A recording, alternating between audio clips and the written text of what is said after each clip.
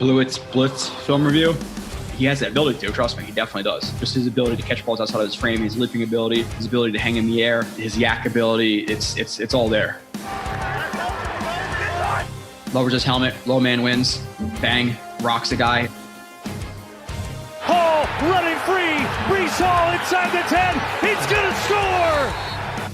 The corners all do their job. You know, if you look at the picture right here, lock. 3rd and 1.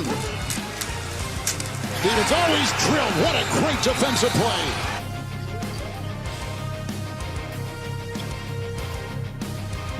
I don't try to Monday morning quarterback any of the reviews I do, and I'll try to be honest with a lot of the things I put up. And you are watching / listening to another edition of Blowout Blitz. I'm sorry I'm late. I saw some comments in there criticizing my lateness. I apologize.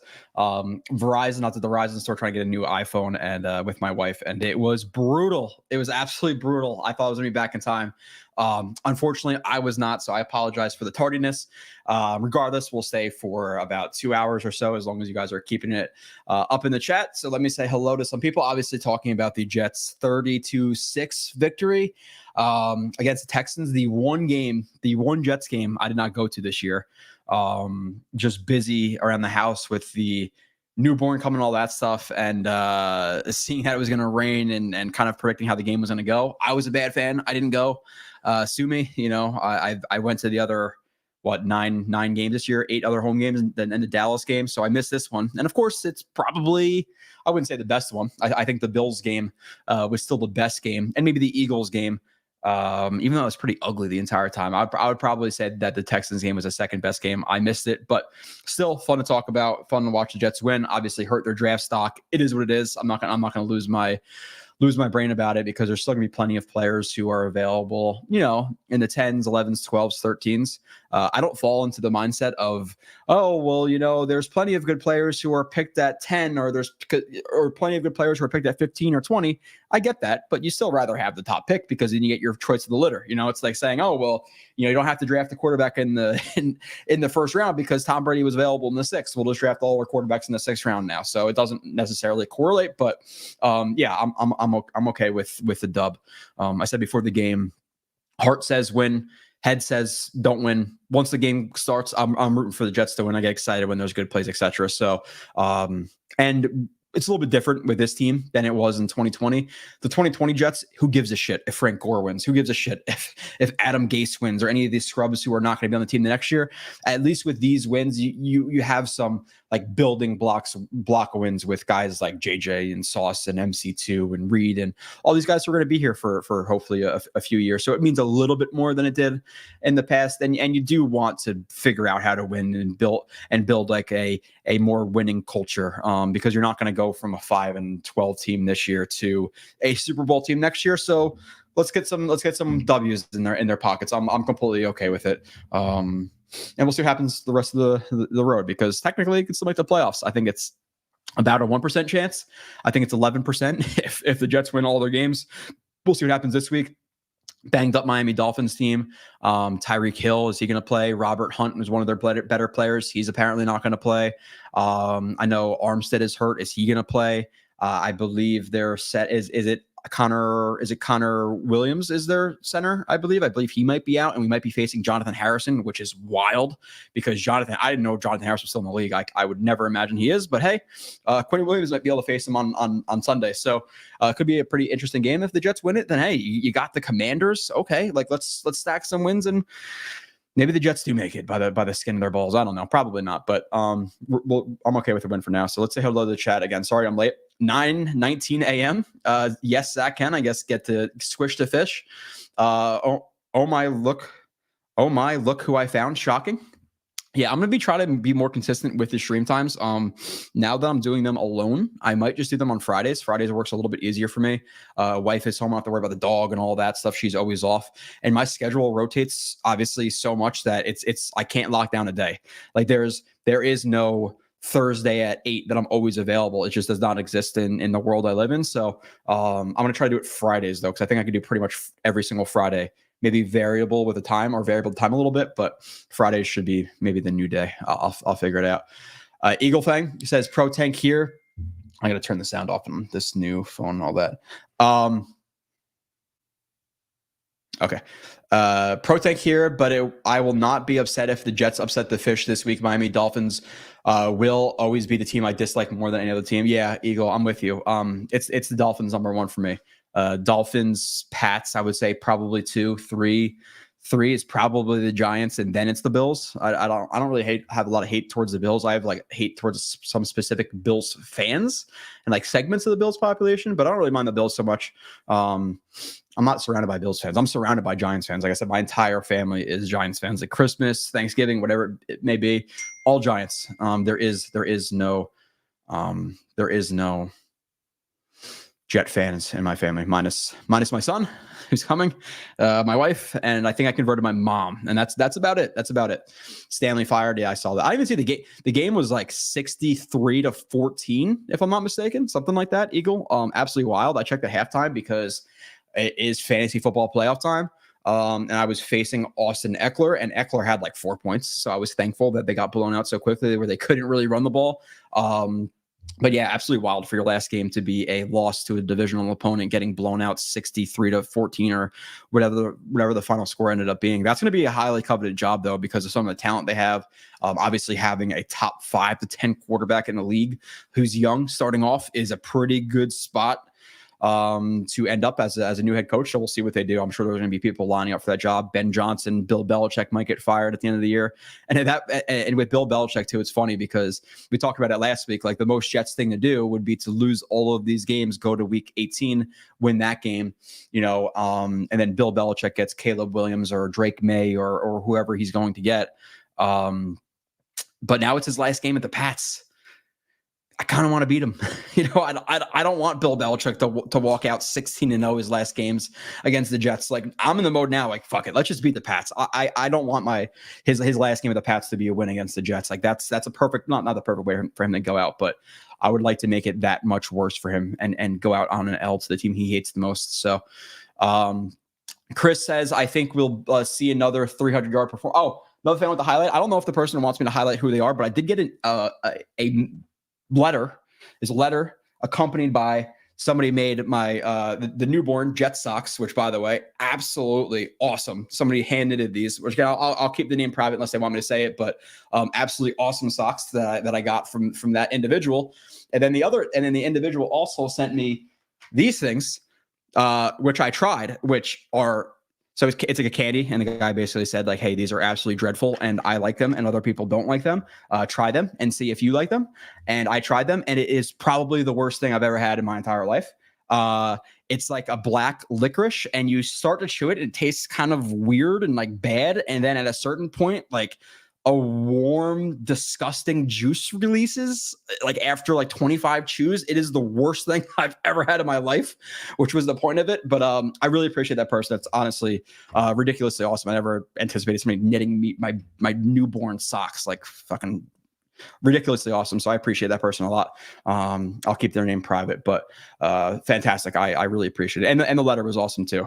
Awesome to know all that stuff, but let's keep moving on. Chris says, Joe, have you ever watched the movie Midnight Run with Robert De Niro? If not, highly suggest it.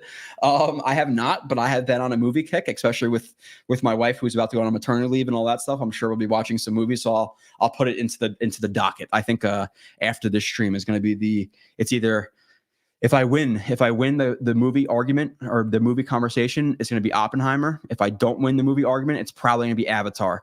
I'm cool with both. I rather watch Avatar or Oppenheimer, but we'll see what happens tonight. But I'll keep the movie Midnight Run. I'll keep that in mind. Eagle Fang says, if Tyreek Hill is not playing for the Dolphins on Sunday, the Jets' chances of victory goes up big time for sure. And even if he does play, he's going to have a sprained ankle, so I'm sure he'll be limited. But still, it's Tyreek Hill, and you still have to roll coverage. You still have to pay attention to him, and that makes it a little bit more difficult to lock down on guys like Jalen Waddle. So if you're trying to win the game, obviously you don't want him to play. We'll see what happens. I'm assuming he's going to push it a little bit. Now, how much like say does he have towards the Dolphins coaching staff? Because if he's a little bit injured and the Dolphins coaching staff and doctors like, maybe you should chill for a week, listen, the dude's going to retire in a year or two. He said that he doesn't want to play until he's kind of until he's. Or I think he said he wants to play until he's like 28 or 29, which is like a year or two. I'm not sure the exact quote or what he said about it, but the dude wants 2,000 yards. So I think he has about 450 yards to go in 4 games. And if he doesn't play this game, then you got to get about 150 yards a game for the next 3.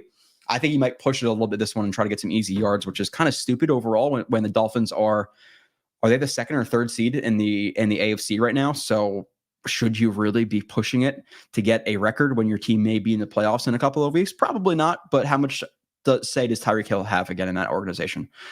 I'm not sure. Justin Jett says even without Hill, I think our chances of winning are a long shot. Are a long shot. Our offense is just not good. We were good for 1 half all year. I'm hopeful as a fan it continues, but my logical set is fighting me. I think that's probably the smartest way to be as a Jets fan, Justin, because we've been burned so much in the past where even if something is starting to look positive, it turns quickly to a negative. So I think being at a point where the Jets have to prove it to you is a smart place to come from, because the Jets haven't strung 2 games that were good together in terms of the offensive side of the ball.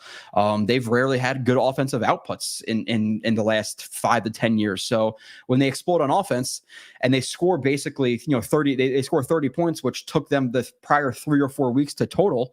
I don't think it's something that you should just bank on them replicating. But with that being said, do you hope that Zach Wilson just says, he kind of lives like he did this game and says, screw it. I'm going to throw some risky balls. I'm going to throw some balls over flat defenders. I'm going to roll out of the pocket.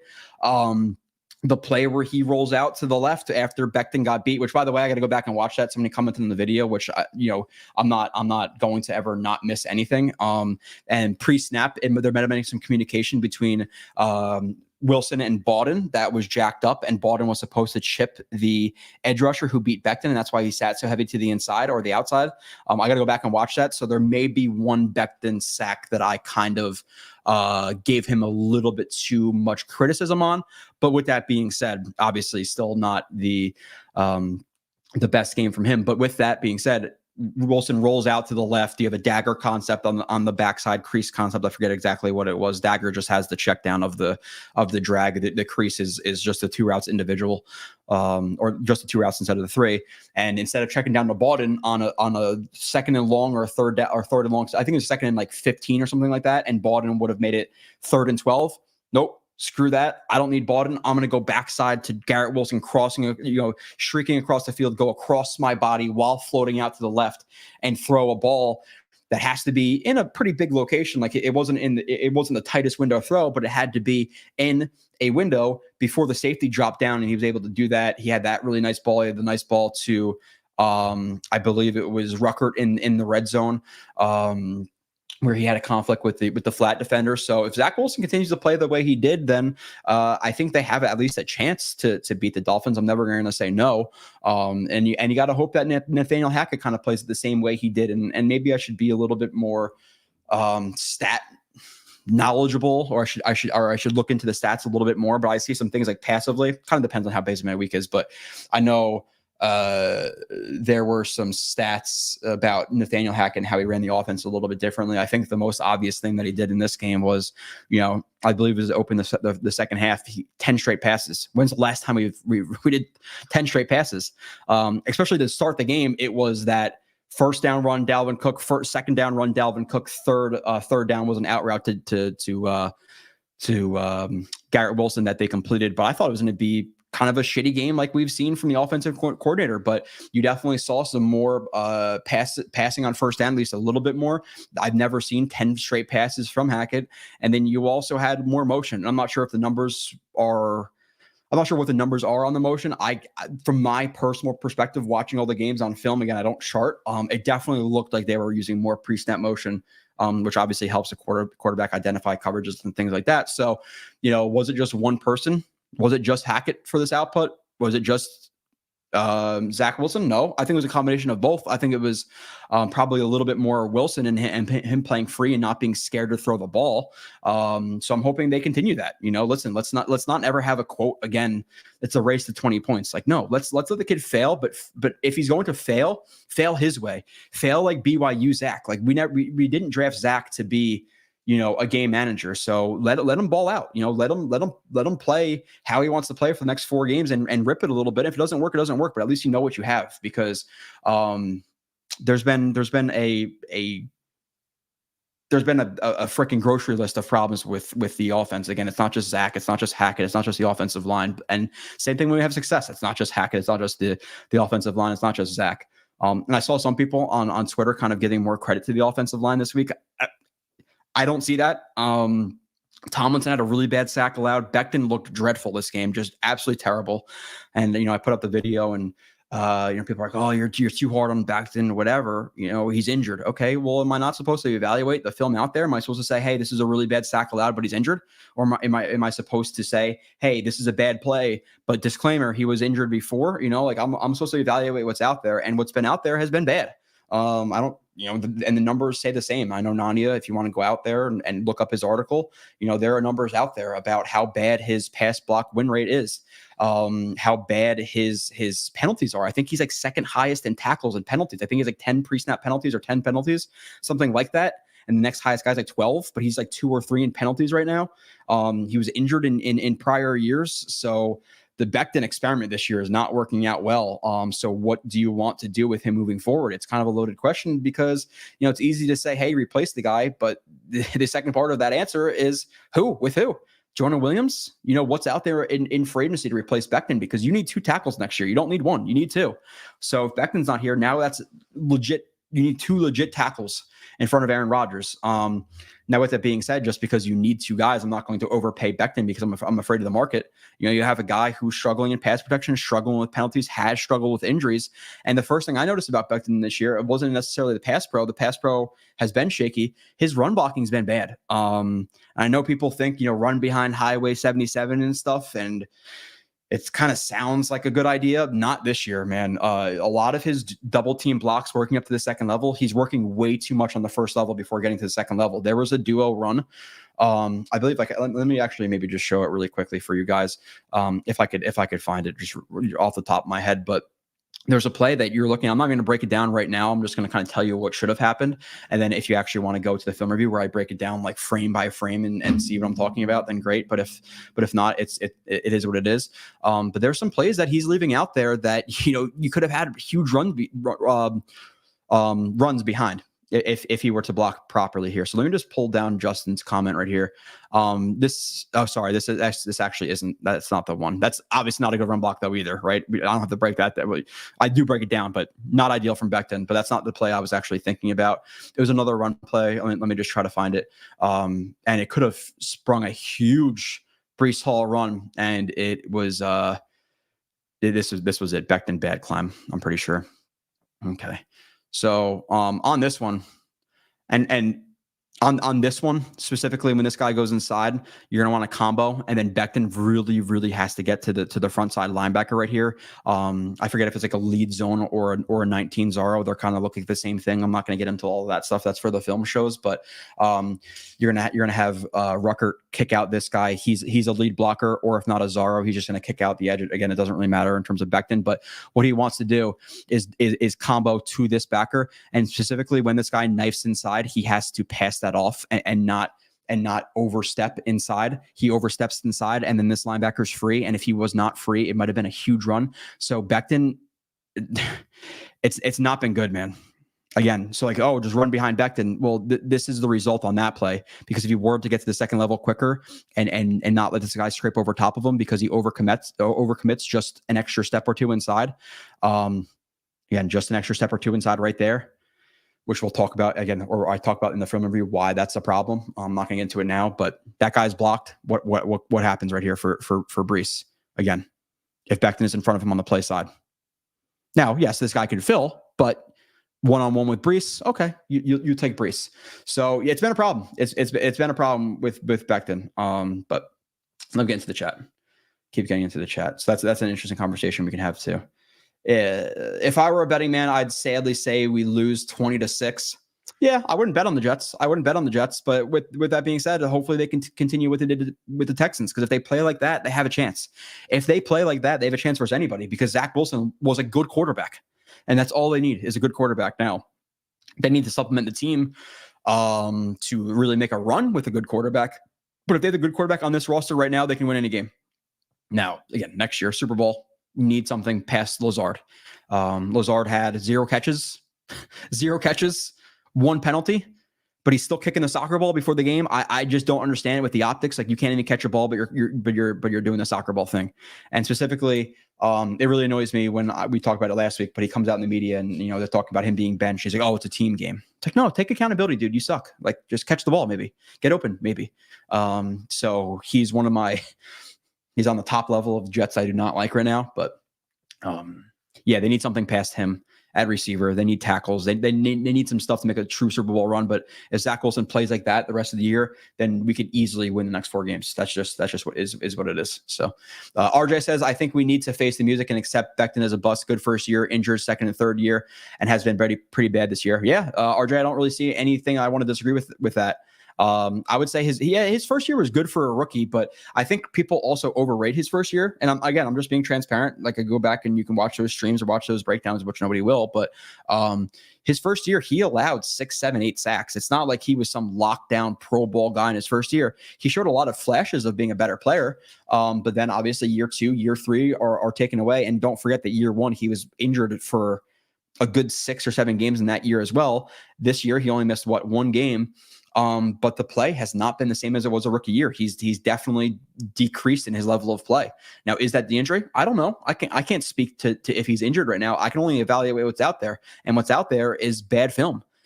And what he's done previously has been bad in terms of staying on the field. So you have bad film this year, hasn't been able to stay on the field. What are you offering the guy? 7, 8 million, maybe 9, maybe. I was talking about 10, 11, 12 last week. You kind of start to think about it, and it's bad game after bad game. Do I want to do that with Becton? I don't.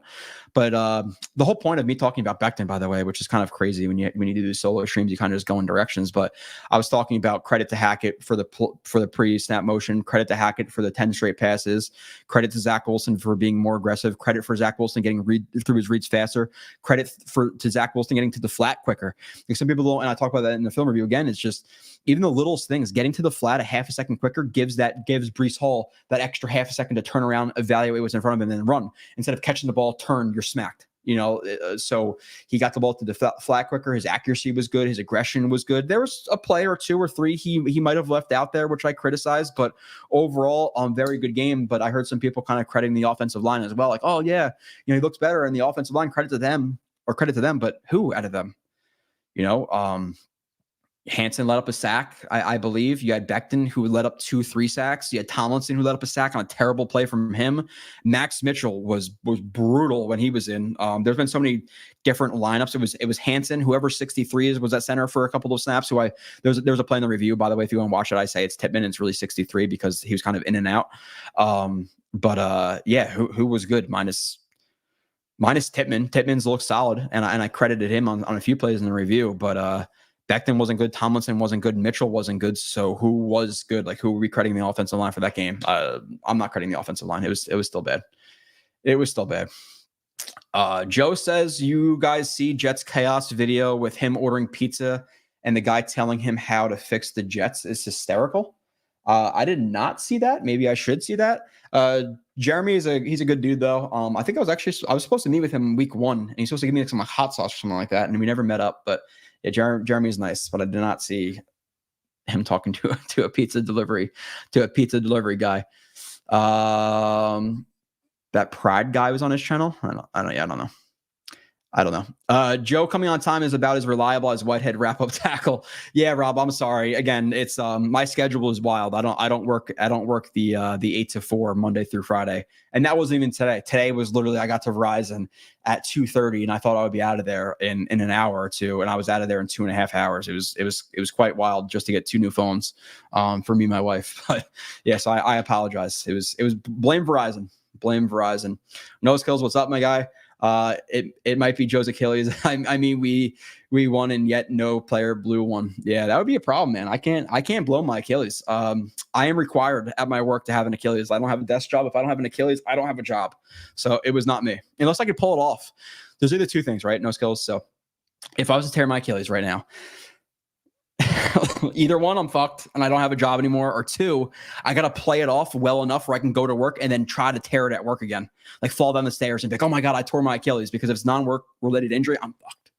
So no, I did not tear my Achilles, but good point, because we have had injuries pretty much every single game, right? Did anybody even go down this game for a while? Somebody went out, right? Max Mitchell. He was in for a couple of drives or however long he was in, and now he's not playing. So we sacrificed Mitchell. I'll take it. I actually infrared says I actually got his winnings 23-17. I'll take it, man. I would love to beat the Dolphins. I can't stand Dolphins fans. The cockiest fan base for absolutely no reason is the Dolphins fans. They talk more shit than anybody. And it comes from personal experience being at the game. You know, they travel decently well, which is kind of weird because apparently Dolphins fans don't fill their own stadium, but they travel well here.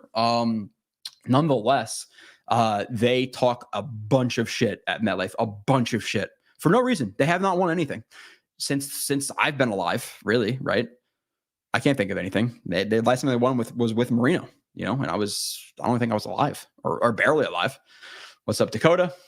Michael Nania, smile. I don't know what that's about, but yeah, Michael Nania. Slow-mo guy, if we win the Dolphins game and you don't attend, maybe you should consider staying back. Kyle came back to attend the Chargers game when we lost. Maybe you guys just have bad jujus.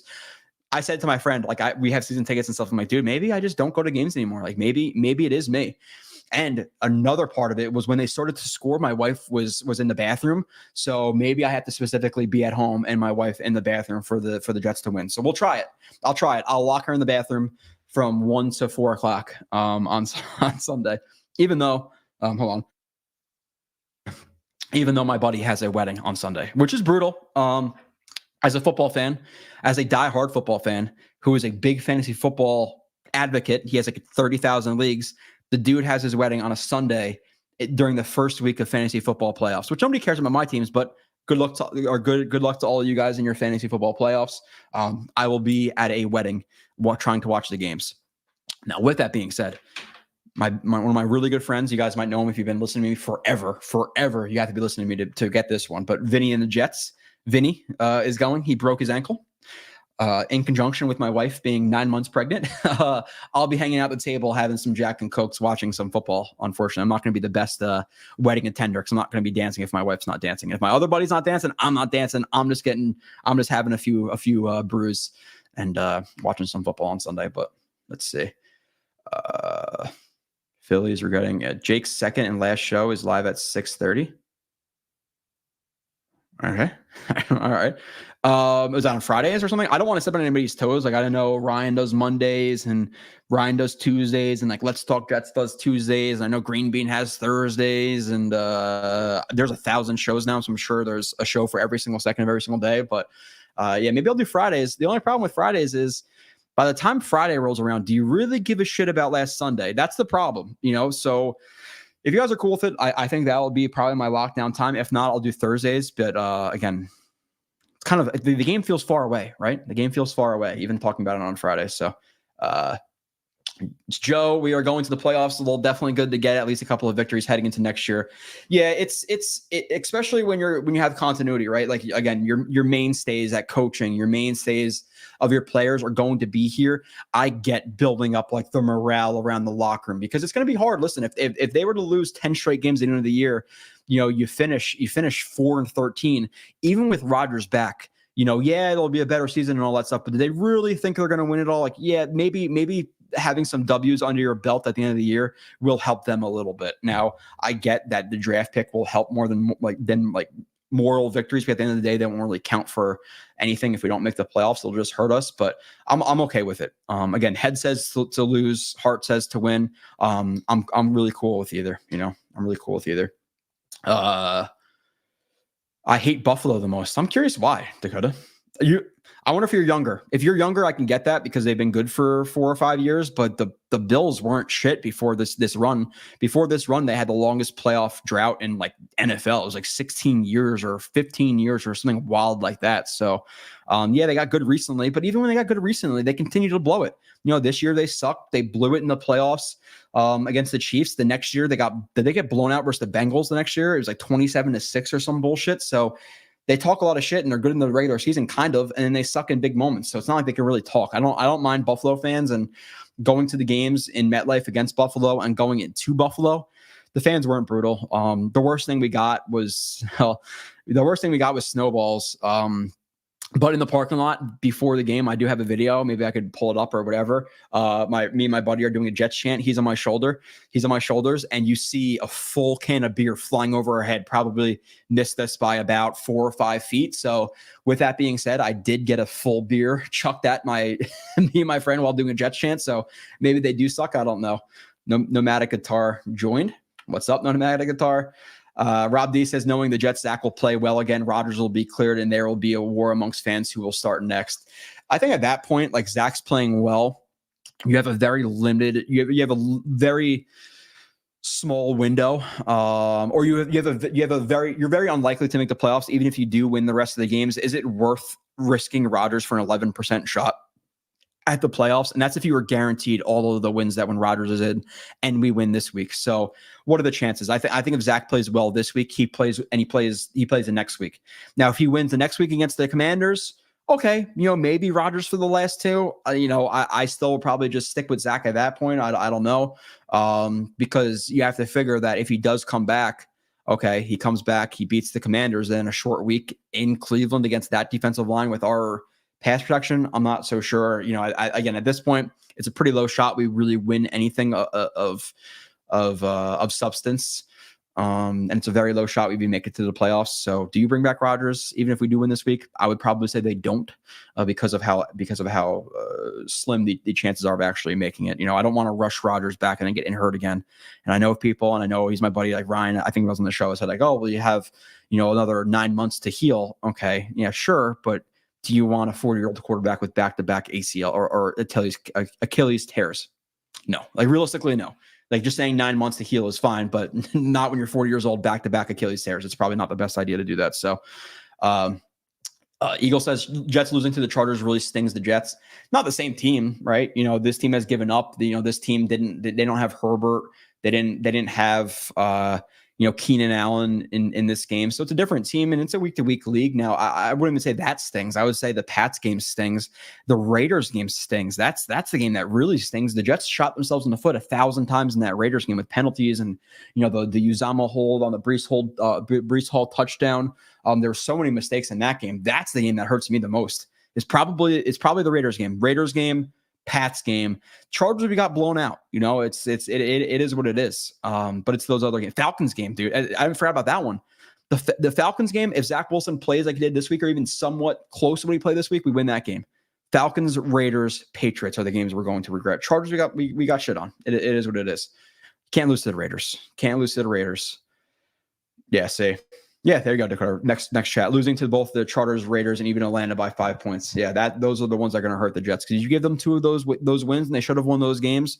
You're talking about the Jets at 7-6 right now instead of 5-8. Then you have a legitimate shot, But unfortunately, they sucked. They sucked in those games. And Uzama just consistently got penalties. He's injured now, out for the season.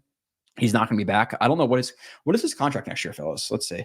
CJ Uzama contract, because I know they can get out of it next year. I'm just not sure exactly what the details are, because they should not be. Let's see.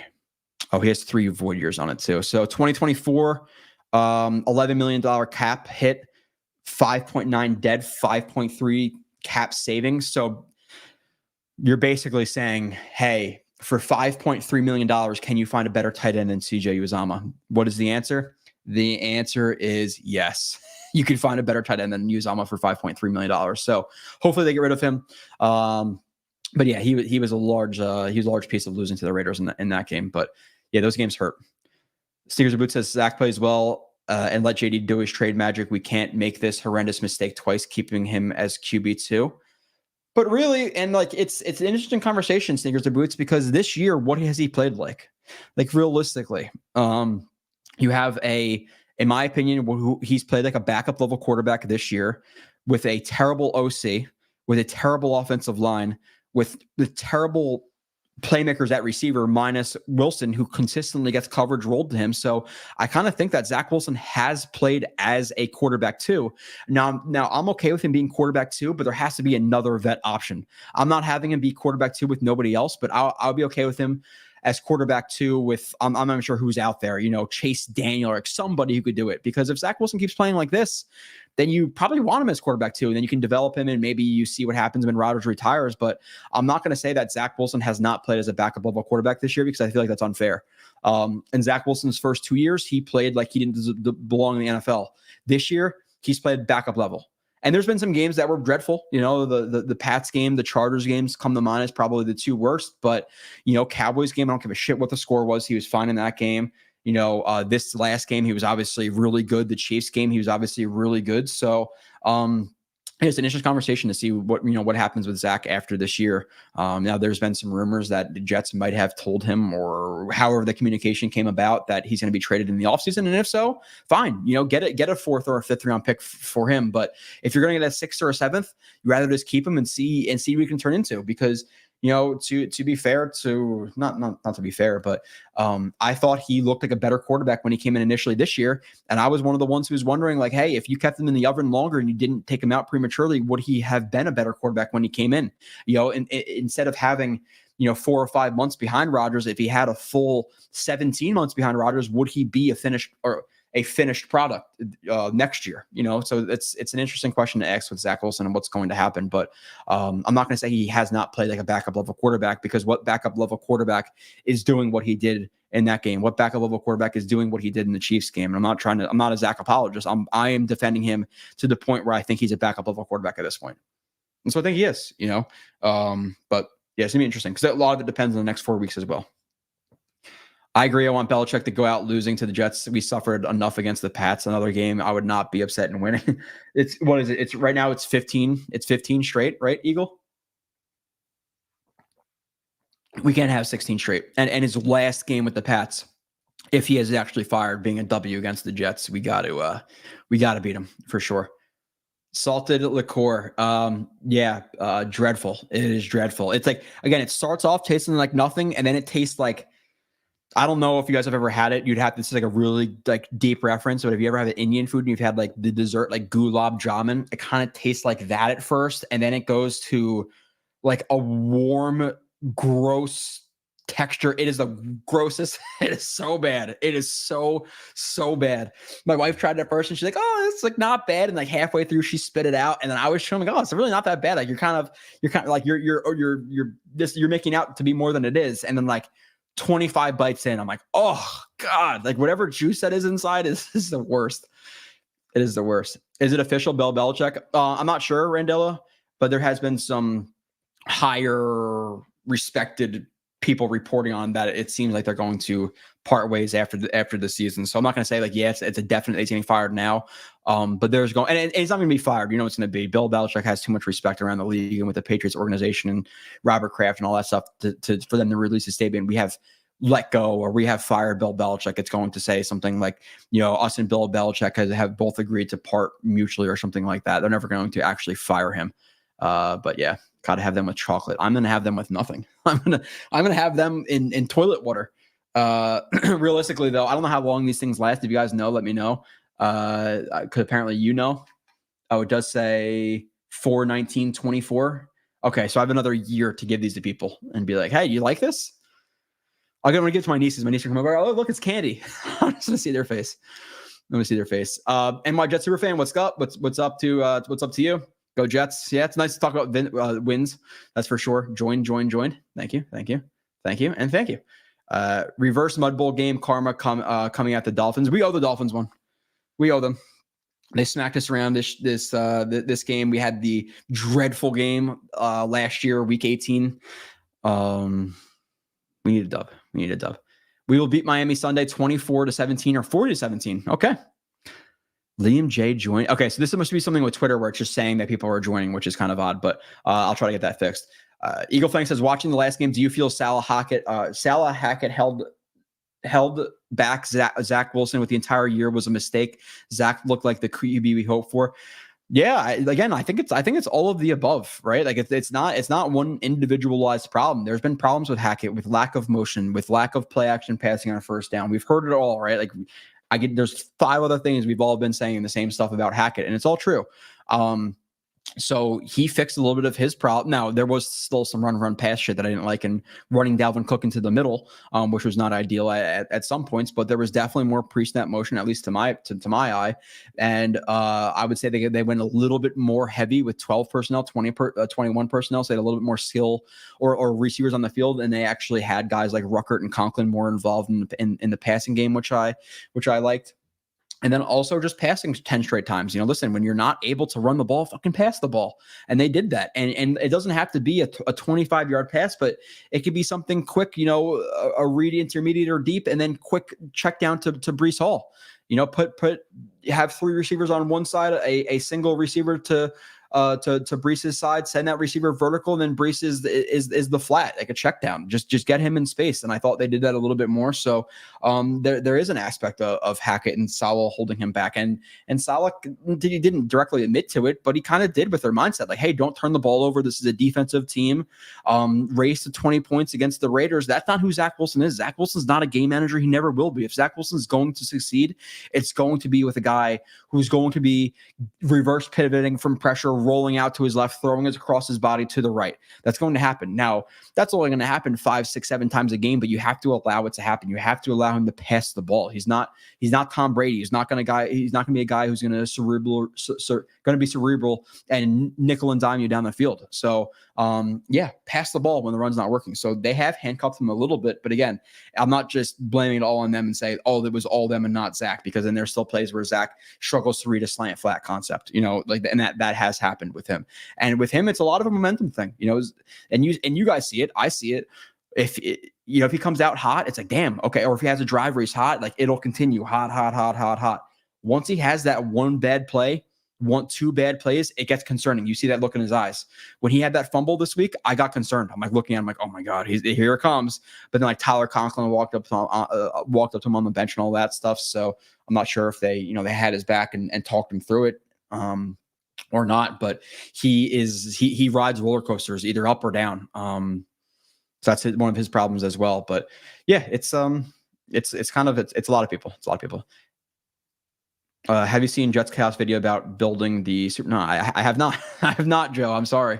I don't really watch a lot of other stuff. I'm pretty busy, but I'll check out his pizza video and now his Super Bowl roster building video. Get a receiver, get a tackle, get a safety, replace the D tackles. I'm assuming that's what it was. Eagle Fang says, if the Jets win 7 to 9 games, I feel like the Jets will not make any changes. But if they win 5 to 6 games, who is the scapegoat? You're saying, you're talking about like personnel or maybe coaching.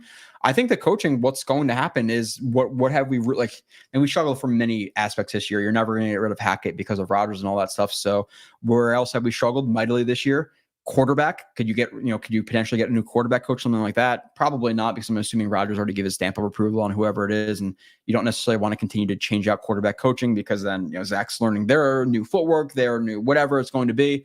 So I think the scapegoat's probably Todd Downing and Keith Carter, the run pass game coordinator, the offensive line coach, because the offensive line has been severely banged up this year, and specifically coming from Keith Carter, where you had Taylor Lewan come out and say, hey, he runs us too hard, we get injuries, all that stuff. And now the Jets, all of these freaking injuries, 2 years in a row of 13, 14, 15, 16 different offensive line combinations or whatever bullshit it's been. It's wild.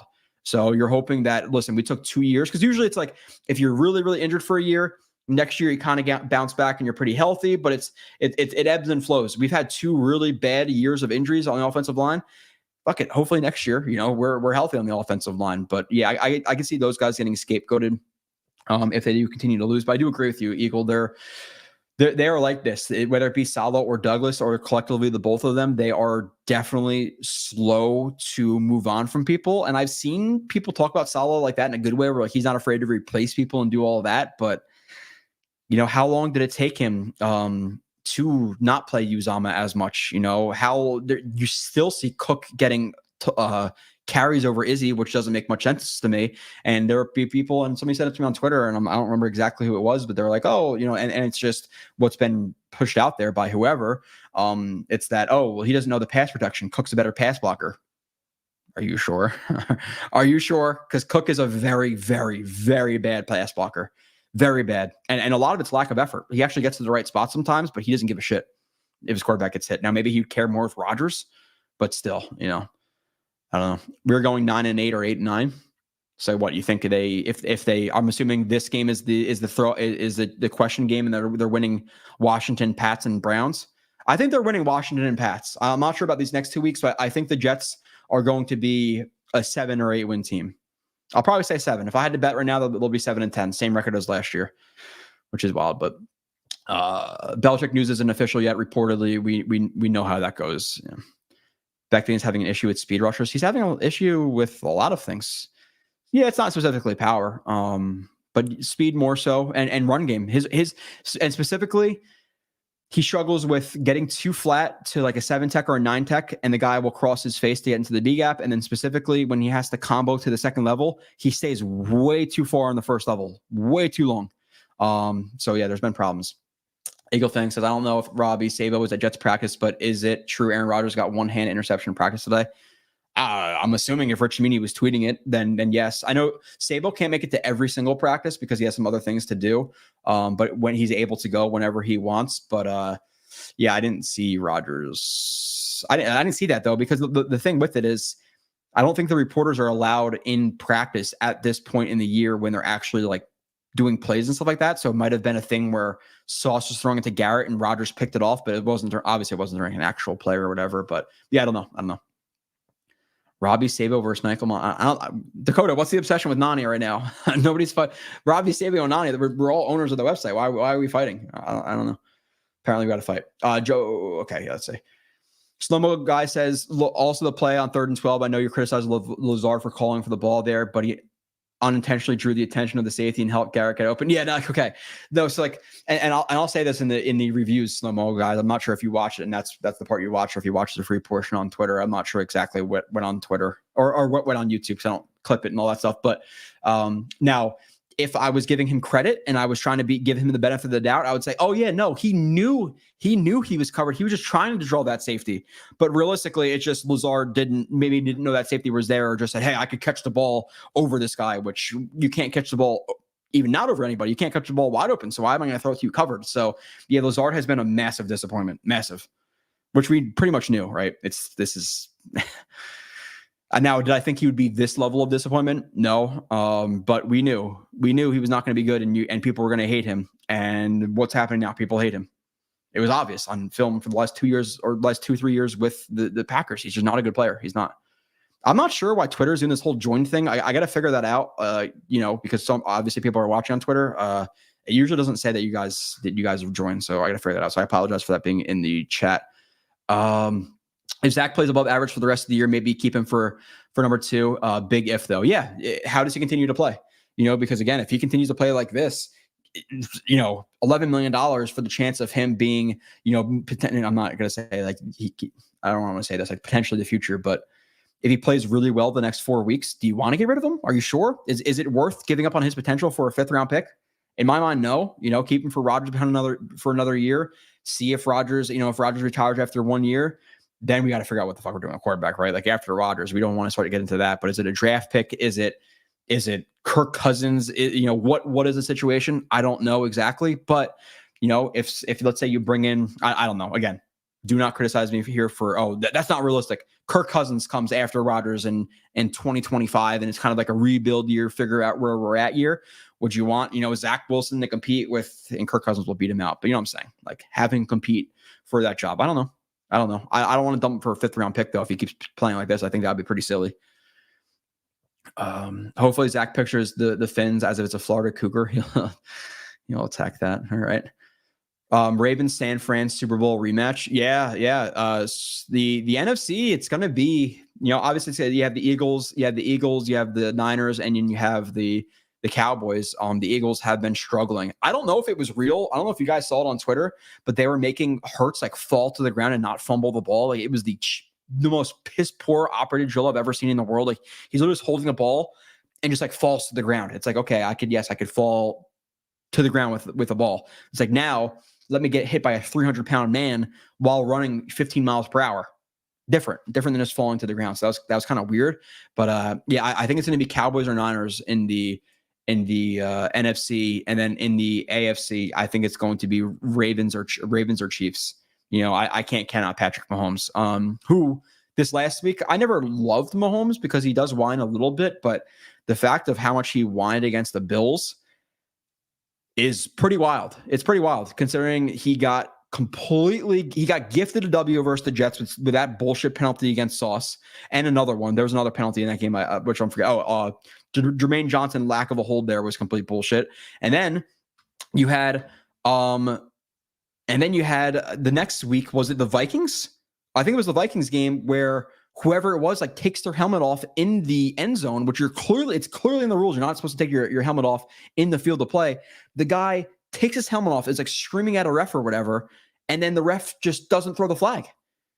So, he has to be aware that he's been gifted some calls and he gets a Super Bowl, or he gets that superstar treatment. So for him to then bitch after the game and to walk up to Josh Allen and say, "Oh, that's a bullshit fucking call," all that stuff. Like, what do you want Josh Allen to say? Like, "Yeah, man, sorry, we should give you the dub." It's like, what?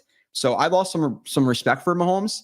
And that compiled with the fact that the Chiefs, with Taylor Swift and his annoying wife and his freaking, his sexual assault brother. I'm kind of rooting against the Chiefs now, which I wasn't like that a week or two ago, but it's official. I do not like the Chiefs, which, line them up. That's about 29 teams I don't like right now. But I'll root for and it sounds weird because the Cowboys are a bunch of bandwagon fans, but going there, sitting with the fans, being with the fans, being at tailgates with the fans, whatever it may have been, and they weren't really rude to any of the Jets fans or anything I could see. One of the guys we went with, Isaiah, he's a really cool dude, a Cowboys fan. So I'll root for the Cowboys over the Eagles. I'll root for the Cowboys over the Niners. The Niners have won enough. Cowboys haven't won shit. So on the NFC side, if the Cowboys make it, and it's those three teams, them, the Eagles, and the Niners, I'll probably root for the Cowboys out of those teams. RJ, people tend to jump to Becton's defense because he was a first-round pick and good as a rookie. I guarantee if he's Billy Turner putting out. Yeah, it's funny, RJ. I don't know if I mentioned that and I prompted you to say that, or if it just came up, but it's legit, man. Like Becton is one of those guys where even if you put out a blatantly obvious bad play by him, like there'll be someone commenting, "Oh, well, his ankle's hurt." It's like, okay, so I'm sorry. So hey, I'll delete that part of the review and I'll say bad play by Becton, ... but he was hurt, so it doesn't matter. Like, what are we? Everybody's hurt at this point. If you're playing, I got to evaluate what's out there, and what's been out there has been bad. So, Kev says, "Hey, when is your regular?" I don't know, Kev. I don't know. I don't have a co-host anymore, and my schedule is wild. It's Thursday or Friday. I think I'm going to do Fridays. Wife's off, all that stuff. I think I'm going to do Fridays at 5 or 6. That's probably going to be my time. But again, is the game too far gone by that point where you guys don't even give a shit what happened 5 days ago at this point? I don't know. In the rain, Zach saw the field better and got rid of the ball fast. Let him do that again. And Greg, that's actually a good point, is the rain thing, because you prior to the game, you see 40, 50 mile per hour gusts, which is obviously never conducive to good football. And we've heard him blame the wind and the rain before, with 90% rain and it downpouring for a lot of it. Maybe it tailed off a little bit towards the end, but he was ripping it in the rain. That's another important kind of somewhat important piece of the puzzle, because he's really, really, really struggles in the rain. The Jaguars game last year, rain game. The Ravens game last year, rain game.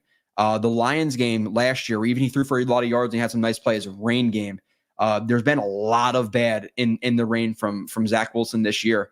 And this was a bad rain game, and he balled out. Like he balled out again. There was, out of the, let's say he threw the ball, I don't know what, 36, 38 times, whatever it was, 40 times. He probably had 4 or 5 plays where I was like, okay, I would have liked to see something a little bit different there. But overall, still a very, very good game. Randilla says, I think Rodgers wants to keep Zach Wilson also. Yeah, right. He's he has a pretty close relationship with the dude. He knows that Zach's in a little bit of a tough spot with the New York media and all that stuff. Does he want to take him under his wing for this year and see what happens? I'm sure he does. Super chat from Edward Ziff. Edward says, want to see Zach play well down the stretch, ? Hope he takes a team friendly deal to learn under A-Rod for next 2 years and hope he pans out. If you're asking me, do I want him to play? Yes, of course. Like there's nobody on the Jets I root against. Like, and you guys know, and it's out there. Like, I don't like Whitehead. I don't like Lazard. I don't like Laken Tomlinson, but I'm never actively rooting against those guys. Like, I hope Whitehead could actually shit on Nania and be right, but unfortunately he shits on Nania and he's wrong. Would I love him to be right? Sure. Play better. Same thing for Becton, same thing for Zach, same thing for Hackett, same thing for anybody I don't like. I want Jets to win. So undoubtedly I want him to play well. And then taking a team-friendly deal to learn. Next year he's on it's like $11-12 million deal. Next year it's his 4th year of his deal. They have to decide on the 5th year option, which is, I don't know what it is, 17, 18, 19 million for a quarter. I'm not sure. I'm not good with numbers, but it goes up pretty significantly. So you probably wouldn't sign him to that after, or you're not going to sign up for that now, right? Like, depending on what he does the rest of the year, unless he completely balls out, you're not going to say, okay, I'm going to take this 4-game sample size and now I'm going to give you a $17 million contract for 2025 when Rodgers may or may not be here. Because if you extend that 5th year option and then Rodgers stays, you have a $17 million backup. That's stupid. So they're probably going to keep him. I would imagine. Oh, well, actually, I don't know. They might trade him. If they do keep him, I'm assuming they're going to say, hey, let us extend you for a year or two. I would be okay with that. Or they may just let it ride out for that year. But then the problem is if it all goes as planned, then he just walks and you don't know what he turned into because he hasn't seen the field in a year. But I'll be okay with that. Like, let's say after this year, he signed a 1-year extension for $10 million and you have him for 2 years, $21 million, and you're going to see what happens. Okay. I could see that. I could see that. The thing is, you said Rodgers, is he going to play? Is he even going to play for 2 years? I don't know. It depends on how he comes back this next year. He can come back and look like a completely different dude. Now you'd hope he wouldn't. And the fact that he's not Lamar Jackson, he's not Josh Allen, he's not one of these guys who's going to run or anything like that. You're not going to notice it as much, but Achilles affect everyone. So is he the same player? Does he have the same mobility, even though it's not the best mobility, but still, what is his mobility still the same that it was a year ago? Does he have the same arm strength? Does he have the same flick of the wrist? That stuff dissipates when you're 39, 40 years old coming off an Achilles. So does Rodgers even play 2 years? I don't know. I really, really do not know. Keep Zach. Yeah. I right now I'm keeping him. I'm keeping him because there is potential there. There's definitely potential there. Sneakers of Boots says Becton isn't worth a franchise tag anymore. Let him test the market and hope he comes back for 10 mil max. Yeah, 10 mil. Dude, and Sneakers of Boots, that might be a lot. That, like, the way he's playing right now, again, a ton of pressures, a ton of sacks, injuries, bad run blocking. I don't know, man. I really don't know. Even $10 million kind of feels like a lot for him. Now, would I understand? Would I be okay? I understand 10 million. Yeah, I do. And I that's why I kind of agree. I agree. 10 million max. Gary, you can't keep Zach Wilson. It makes no sense. Why does it make no sense? Same coach, same staff that drafted him under a guy who he looks up to. Trading him and his potential for a 5th round, 6th round pick. How does that make sense? I don't know. I'm not going to say it's right either way, but to say it makes no sense, I would like you to explain me how it doesn't make sense to keep him. Because he's played like a backup level quarterback this year. He's had the highs and lows, what you get with a backup quarterback. Look at Dobbs. Dobbs has had some highs. Now he's had some lows. He's been benched. Gardner Minshew, backup quarterback, has had some lows, has had some highs. I think he's still playing. Gardner Minshew, highs, lows. Teddy Bridgewater, highs, lows. You're going to get that with backup quarterbacks.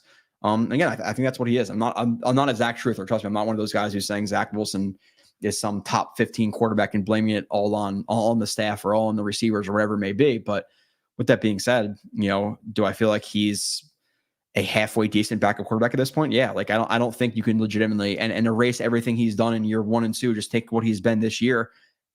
Are you sure there's 32 guys better than him as backups? I think he's probably middle tier, if not upper middle tier to just upper tier in general as backups right now. Now, could that change? Could my opinion change in the next 4 games? He plays like absolute balls again? Yeah, sure. But there's been some highs and some lows for sure. Join. I don't know what the hell that is. The O-line stinks. The O-line does stink, Christian. It is terrible when you have guys like Jake Hansen, Billy Turner on your line. Yeah, you're gonna hurt. And then I don't know who 63 is. Who was 63? 63 came in for someplace. It was Hansen was 65. 63 is that like Grant Herman or something? I don't even know who 63 was.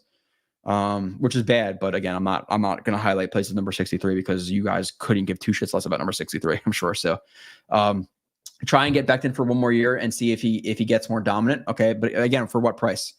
The problem is the tackle market is thin. So it's kind of twofold.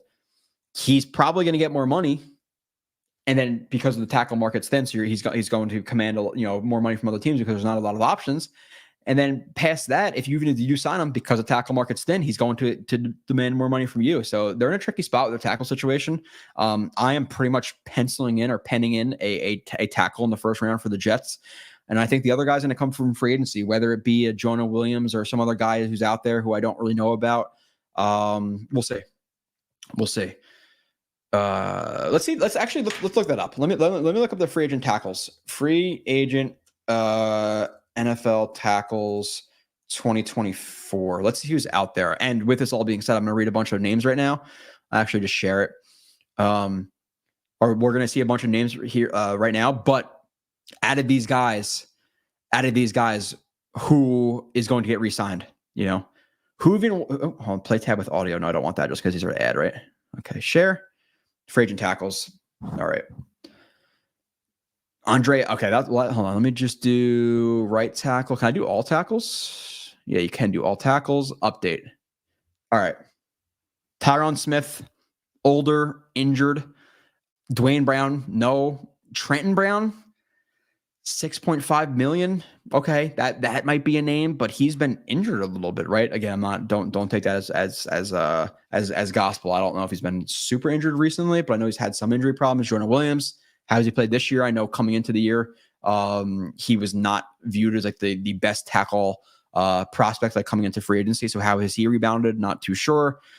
Other names out there. George Fant, would he come back? A lot of people shit on George Fant, and he had some bad plays this week, but I'd rather take George Fant over Billy Turner. That's for damn sure. There's levels of bad, and I feel like people don't necessarily differentiate like levels of bad. Like there is George Fant level bad, but then there is also Breno Giacomini level bad, or Billy Turner level bad. So what about Fant coming back? Cam Fleming was a guy I think we talked about a little bit in the offseason.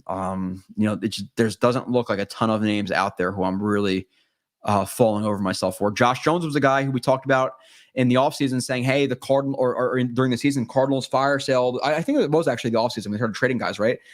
Josh Jones has been pretty solid.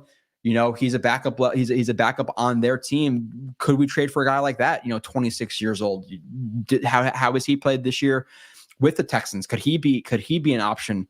But it doesn't look like there's a ton of name, fellas. So it's going to be interesting with the whole Becton thing. Let me just exit that out, and I should be good, right? Yeah, there we go. But what's the deal? What's the deal, Greg? What's your max deal for Becton? Max deal. The O-line does stink terribly this season. It does, man. It is brutal. Now, with that being said, does a quarterback help the offensive line? Undoubtedly, it does. And if you don't think it does, there's really no way around it. You're wrong. In terms of checks and setting the mic and, shifting the line in certain ways and just knowing where your hots are, knowing the looks. Okay. This guy, I studied him for years. He's showing like he's blitzing, but he's bullshitting. He's just going to drop back into a hook zone, whatever it may be. So the quarterback does undoubtedly help the offensive line. So if it was Rodgers over Boyle, Zach Wilson, and Simeon this year, you're going to probably say the offensive line isn't as stinky as you think it is. Now, with that being said, is it still stinky overall? It is still stinky. It is still stinky overall. So, super chat, JT Money. Becton used to destroy defenders in his rookie year, but we don't see the same thing this year. Do you feel losing a lot of weight hurts his strength? I don't. I know Kyle said he thought it might have, but I still see him move guys. Like I still see him like he still has like that shock in his hands when he punches a guy like and he lands his hands. It shocks them. Like it rocks them. But Becton again has a problem with being over aggressive, whether that be on on combo blocks to the second level or even with his sets. You know, there's a lot of 45-degree setting and jump setting instead of vertical setting, and you know, really 45-degree sets and stuff like they're great. It kind of depends on your speed getting out to the 45-degree set, but it's kind of an all or nothing pass set. If you're 45-degree setting punching with your outside hand, if that hand doesn't land, you're kind of fucked, and that's what's happened to Becton quite a few times this year. And then past that in the run game too, you see him kind of cross over his feet and he's trying to lunge and take big shots at people. Guys anticipate it and then just cross over his face. So I feel like Becton is trying to be, you know, the Becton of the Baldy highlights when he just needs to be technically sound Becton. You know, the highlight stuff is great, but it's not replicatable rep to rep. Like just you know, get into your guy, get that quarter turn, get the quarter turn, latch into the guy, drive him. But there's a lot of pushing and shoving in big steps with Becton, and pushing and shoving in big steps does not work in the NFL because the guys are too quick. You need to be attached to the ground to be able to react to people, and Becton hasn't been doing that. So I don't know if he's in his own head and he's trying to get all these highlights and shit or what it is. Now, could losing weight, did it hurt his strength? Potentially. You know, it could he have went from, you know, I don't know, whatever he is at max level, 100%, could he have went down to 90% this year? Sure. I would question more of the athleticism with the ankle. You know, did the athleticism dwindle? And I would be curious to almost go back and watch some of my stuff in his rookie year to see how he was moving versus this year. I know Kyle brought it up. I actually don't know if Kyle brought up his lack of movement or his strength or movement. Maybe it's a movement thing where he looks slower. I'm not sure. But I'm actually pretty curious to go back and watch now. Maybe I'll talk about it a little bit next week, but it's possible. But still, he's like, what, 350? He's strong enough. It's technique problems right now. It's not athleticism stuff. It's not, in my opinion, you know? So, okay, let's go. O-line staying. Okay, I'm back here. Cobb is able to step up out of nowhere for us Sunday in Miami. I think another drag, which, by the way, I was talking to somebody, was it Joe last week, who said Zach Wilson has never thrown like a drag for a touchdown? There it is. Cobb wanted to shut up Joe. So, can never count on lazy yard. Lazard, yeah, it's an interesting comment. You know, Salah's asked about benching him and all this stuff. And he's like, yeah, well, you know, he's going to be here for the next year and a half. It's like, oh, he signed a 4-year deal though. So only a year and a half. As soon as you get out of that guaranteed money, like how much sway does Rodgers have? Like it's a legitimate question because how much do friendships matter? Like, I don't know. I really don't know. It's almost an impossible question to answer because you'd like to say, I would like to say they don't give a shit about friendships.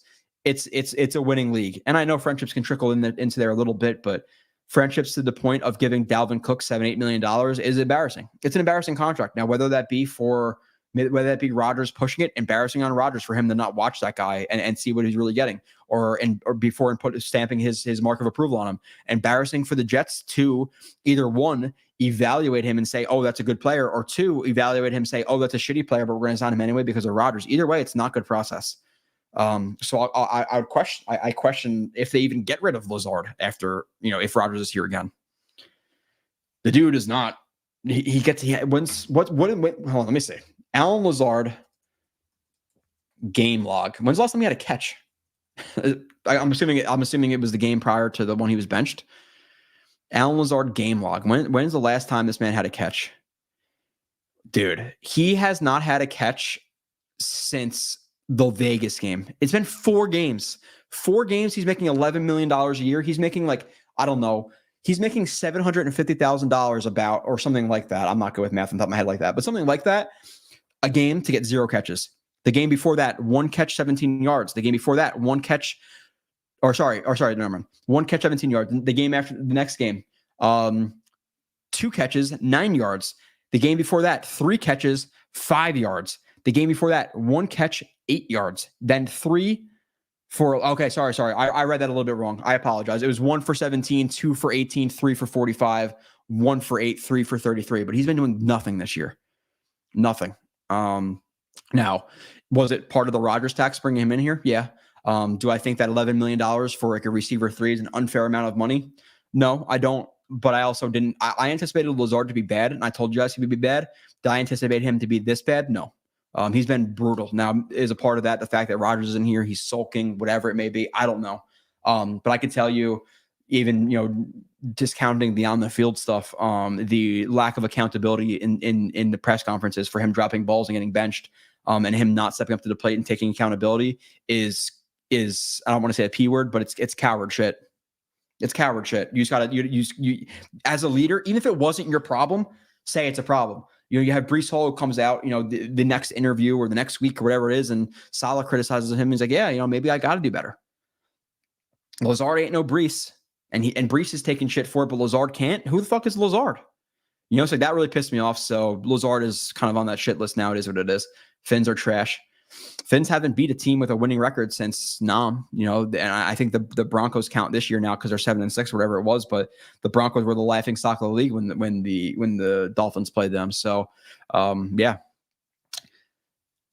they have not beat a good team. So I'm not going to say they're some stud team. Now, are they trash? I wouldn't necessarily say that because they beat up on bad teams. And at this point right now, 5-8 Jets are a quasi bad team. But did I miss a super chat? No. Little more. Edward Ziff says, what do you see on film about Becton that hurts him? I just recapped it quite a bit there. Again, 45-degree sets and times where I think he should take vertical sets. His hand placement is absurdly high. A lot of the punches you guys will see, it's a lot of punches like to the upper chest, neck, or face area, which the shoulder is fine, I guess. But if you're coming at a high angle and instead of pushing like into the shoulder, you're pushing on top of the shoulder, you're not going to slow a guy down like this. You're going to slow a guy down like this. And obviously the center of the chest is more important, is obviously important too. So hand placement high, 45-degree sets, oversetting on run plays where you want to see him take more inside out angles, depending on the run. But there's been some times on inside zone, or even tight zone. Okay, I'm on the left side. The run is going to the right of me in the B or A gap. So if there's a defender to the outside of me, I want to take a nice heavy inside angle, vertical and outside, because the most disruptive thing to that run, at least in Becton's situation, is that defender crossing his face into the B gap. B gap's the quickest way to an inside tight zone. Now, if it was a situation where, hey, you're going to read it, you're going to block it as he comes on an outside zone or a wide zone, then okay, let him shoot that B gap. But there's been a lot of oversetting on inside runs and him getting his face crossed, high hand placement, 45-degree sets instead of vertical. Combo blocks, again, he's staying way too long on the first level. That's about all I said, right? There's probably some other things I could think about overall, but now with it being said, defending Becton again, there's that one play that Bawden might have chipped regardless, still a bad game. The holding penalty on him was complete bullshit though. Again, credit or not credit where it's due, but I don't want to shit on the guy unnecessarily. That holding penalty was complete bullshit on him. And the review didn't have the broadcast angle that they showed it, but you can clearly see his hand pushing the guy and his hand on his hip pushing him up the arc. He's not holding anybody. If that's a hold, but JJ's isn't really that. And there was another play. I don't know if you guys, I recapped it in the full film review.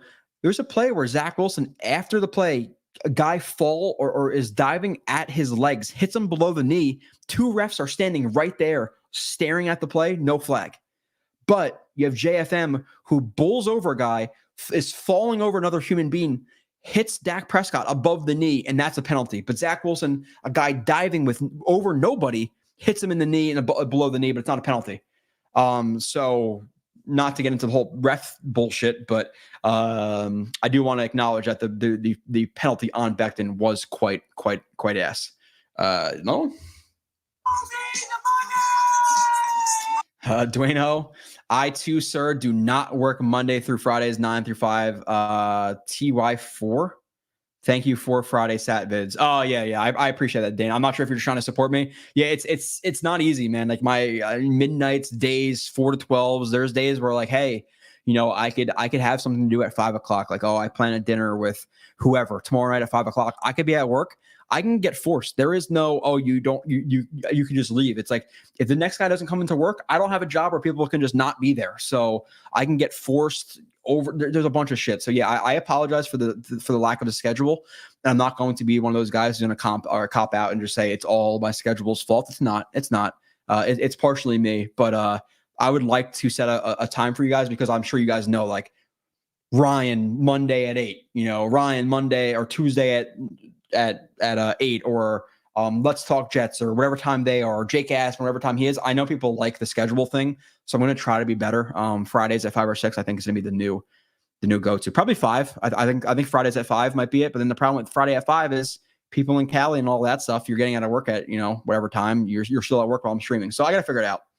But I do apologize for that. But Dwayne, I do appreciate you, my friend. It's a little bit difficult with the schedule. That and with the little one coming, I'm going to be honestly, I'm going to have a month off from work. So I'm going to catch up on a lot of college film, because yes, there's going to be a baby, but I understand that, but it's not going to be 8 hours of my day. I don't think so. There's gonna be a lot of time to watch Joe Alt and Fashanu and whoever the hell what's the tackle from Bama? What's his name? I'm going to watch him. Keon Coleman, I'm going to watch. There's another receiver that you guys told me about. I'm going to watch. It's obviously Harrison, Keon Coleman, and there's another guy, and I know there's like 3 or 4 tackles. So I want to get at least those 2 receivers done and like 3 or 4 of the tackles. So I'll have at least like 4 to 6 reviews. Maybe I'll do Bowers. Maybe I'll do some other guys, but I'll expect like 6, 7, 8 full-blown reviews of these guys. So, here's another. Hold on. This one almost deserves two of these, but Jan. I got it. I'm still trying to like figure out some of these. I could be like, I don't know, Becton. You blew it. But it'll roll in naturally. I'm gonna get used to the fact that I have a soundboard here. Jan says, brought my daughter to the last game. She is 3-1 through 4 years, 4-1 if you count preseason. Might have to bring her. Do you, or do you think some of the magical elixir might rub off, Jan? Do you just bring her to like a playoff game? Like now you just let her cook and then you bring her to the next Jets home playoff game? I don't know. I don't want to speak for you, but be careful, because there might just be certain amount, there might be like 16 ounces in there of juice and you use 12 already. You might want to use that next 4 for really big situations. So you do you, it's your daughter, but that is awesome that you went. I'm glad. I saw that there was somebody who won tickets on like Jets Twitter, and they were bringing their daughter, and I showed my wife. It's so funny because like she's just very real and like she knows how shitty the Jets are. So I'm like, oh, look at this like cute little video of this girl getting Jets tickets, and she's like, and she kind of looked at me like, I was like, yeah, I kind of feel bad for her. Like it's going to be raining. It's going to be shitty. We're going to get blown out. But she went to the game and the Jets scored 30 second half points. Like in what world, did the Jets do that? When's the last time? And I'm really like genuinely curious. I'm not just trying to talk shit about the Jets. I'm not even talking about 30 points in a game without defense, because we scored 31 against the Broncos. We had the safety there, right? So they didn't count. But like a legitimate, even 30-point game without like a bunch of plays from the defense in terms of turnovers or good field position. And on top of that, when's the last time, if ever, maybe the Monday Night Miracle, I don't know, have the Jets ever scored 30 points and a half? Like ever, like legitimately ever? You guys tell me. I don't know. Monday Night Miracle, how many points did they score in that half or that quarter? That quarter? I don't think it was 30. It wasn't 30, right? So absolutely wild that you got to see that. But that's awesome, man. I'm happy. I'm happy for you that you were able to do that. I cannot wait to bring my kid to Jets games. Probably, I don't know what age, maybe 5, 6, 7, 8, 9, 10. 12. I don't know. I gotta figure it out. I have a lot of things to think about, but I really appreciate the super chat, Jan. As always, I'm happy you guys got to go. You probably didn't even try to bring her to our tailgate, right? Like, no, not going there. I'm not sure where else you tailgate, but we were pretty stupid sometimes. Okay. Lazard should be arrested for robbery. Him and Cook should be ashamed of themselves. Yeah. They're at least Cook is gone next year, right? Now, what do they do at running back past that? Because that's a conversation we're going to have. We're going to talk about all the primary needs: tackle, safety. Whitehead's going to be gone. They're going to need another D tackle or two, but like more of the secondary needs. Who is going to be tight end 3? Who is going to be running back 2 and 3? Because right now, okay, Izzy. Let's say Izzy's 3, but he hasn't proven enough to even be a 3. So let's say Izzy at this point in time is rosterable next year. So you have running back 1. Running back 2 question, running back 3 question, running back 4. So who are your 2 running backs? Me, in my ideal world, you bring in whoever it may be. You bring in a free agent back for $2-3 million, whoever that may be, and then you draft the guy. I am of the mindset you draft the running back every single year. 5th, 6th, 7th round, because they hit way too often in the later rounds to not take a chance, in my opinion. So it's interesting to see what they do. But it's Lazard. We were stuck for another year.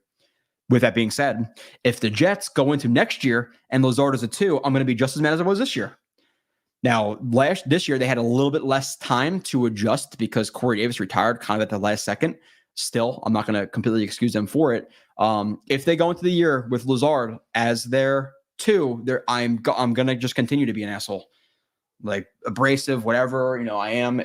There's just glaringly obvious mistakes that they make. That was one of them. And it's something we said forever. The Cook thing, mistake. Said it. Tackle, mistake. Backup quarterback, mistake. Some of it's obvious. And I don't like the shot in the dark type things. Like, like they sign a really good guy. They sign, I don't know, Devontae Adams. They trade for Devontae Adams. And there's one fucking Joe Schmoes and they say, he's going to suck this year. And it's like, yeah, I knew he was going to suck. It's like, okay, you got lucky. Like based on what evidence? There was a lot of evidence that Lazard would suck and Cook would suck, So Conklin and Ruckert were great too. Yeah. Credit where it's due, dude. That one Conklin play up the seam. I'm not sure if it was the first one or the second one. The one of the ones was really good by Zach. They were both really good by Zach, but the one he does a really, really good job winning with physicality at the linebacker who works out to him. He wins. He wins with I don't know if it's a rip or like a chicken wing. Chicken rip is just you grow up and through, and chicken wing you kind of extend it just to check just to protect your chest. I'm not sure exactly which way he won, but he won with one of those.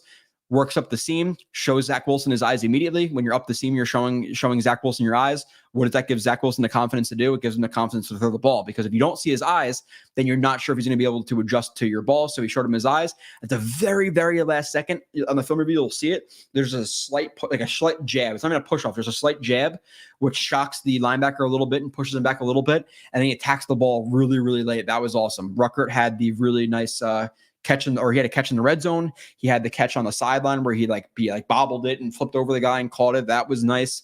I'm going to give credit to some other people just talking about the game. Obviously, Zach Wilson, awesome.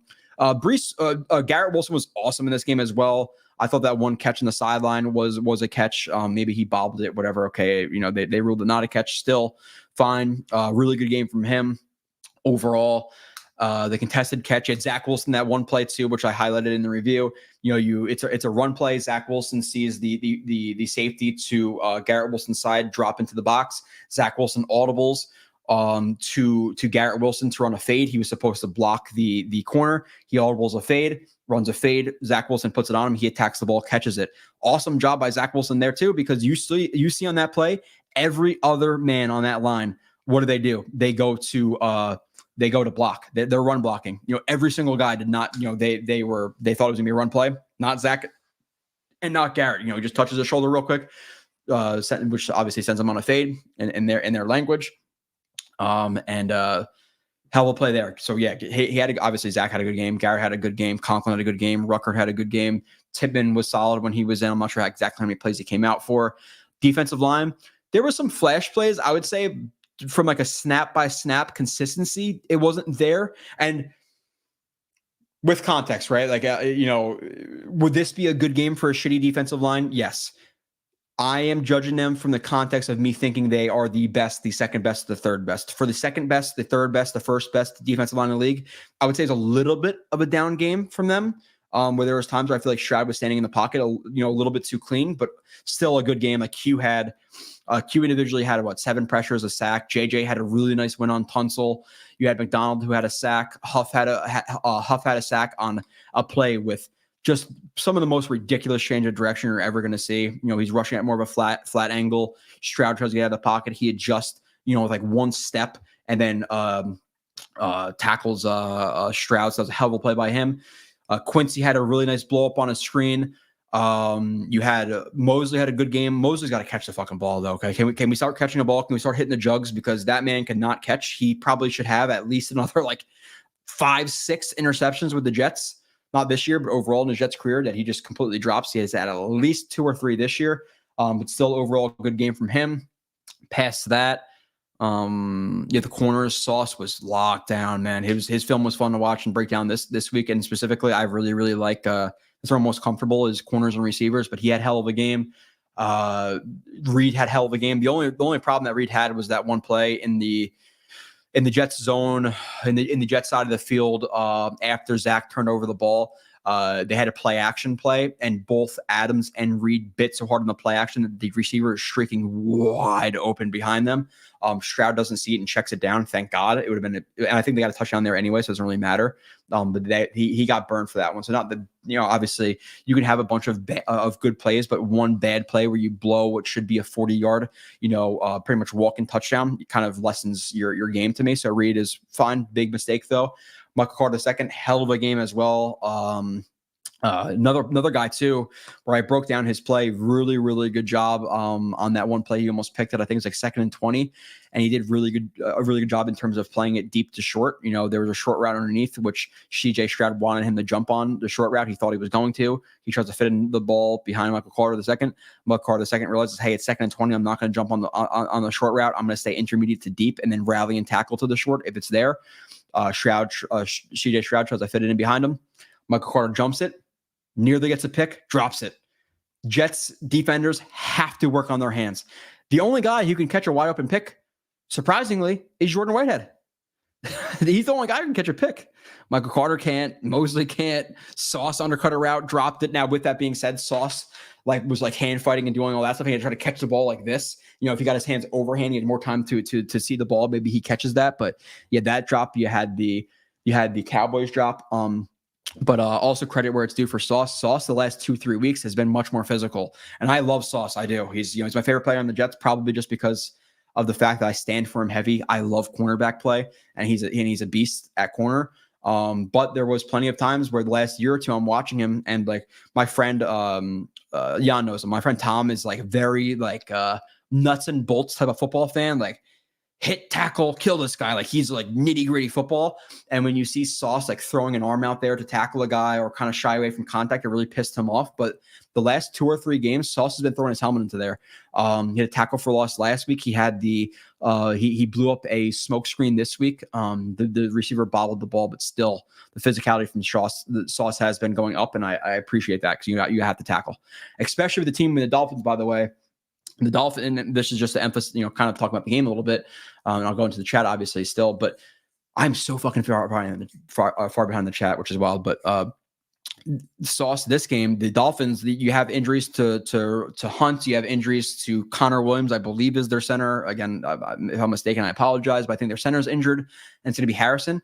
The Dolphins are going to try to beat the Jets with horizontal movement. I don't think it's going to be a lot of runs up the middle. I think it's going to be a lot of jet sweeps, end arounds, crack tosses, Zorro runs, all of that bullshit. So the corners, the safeties better be able to run the alley, force the ball back inside to the defensive line, because I think the Dolphins are going to do a lot of the horizontal bullshit this game, even more so than normal. So there's going to be an emphasis on corner tackling. So Kev's Chada says, in my opinion, Hackett regresses to vanilla play calling. Dolphins 31-19. Vanilla play calling, that's scoring 19. All right.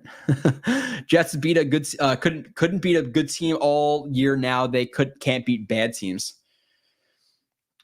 They couldn't beat a good team all year.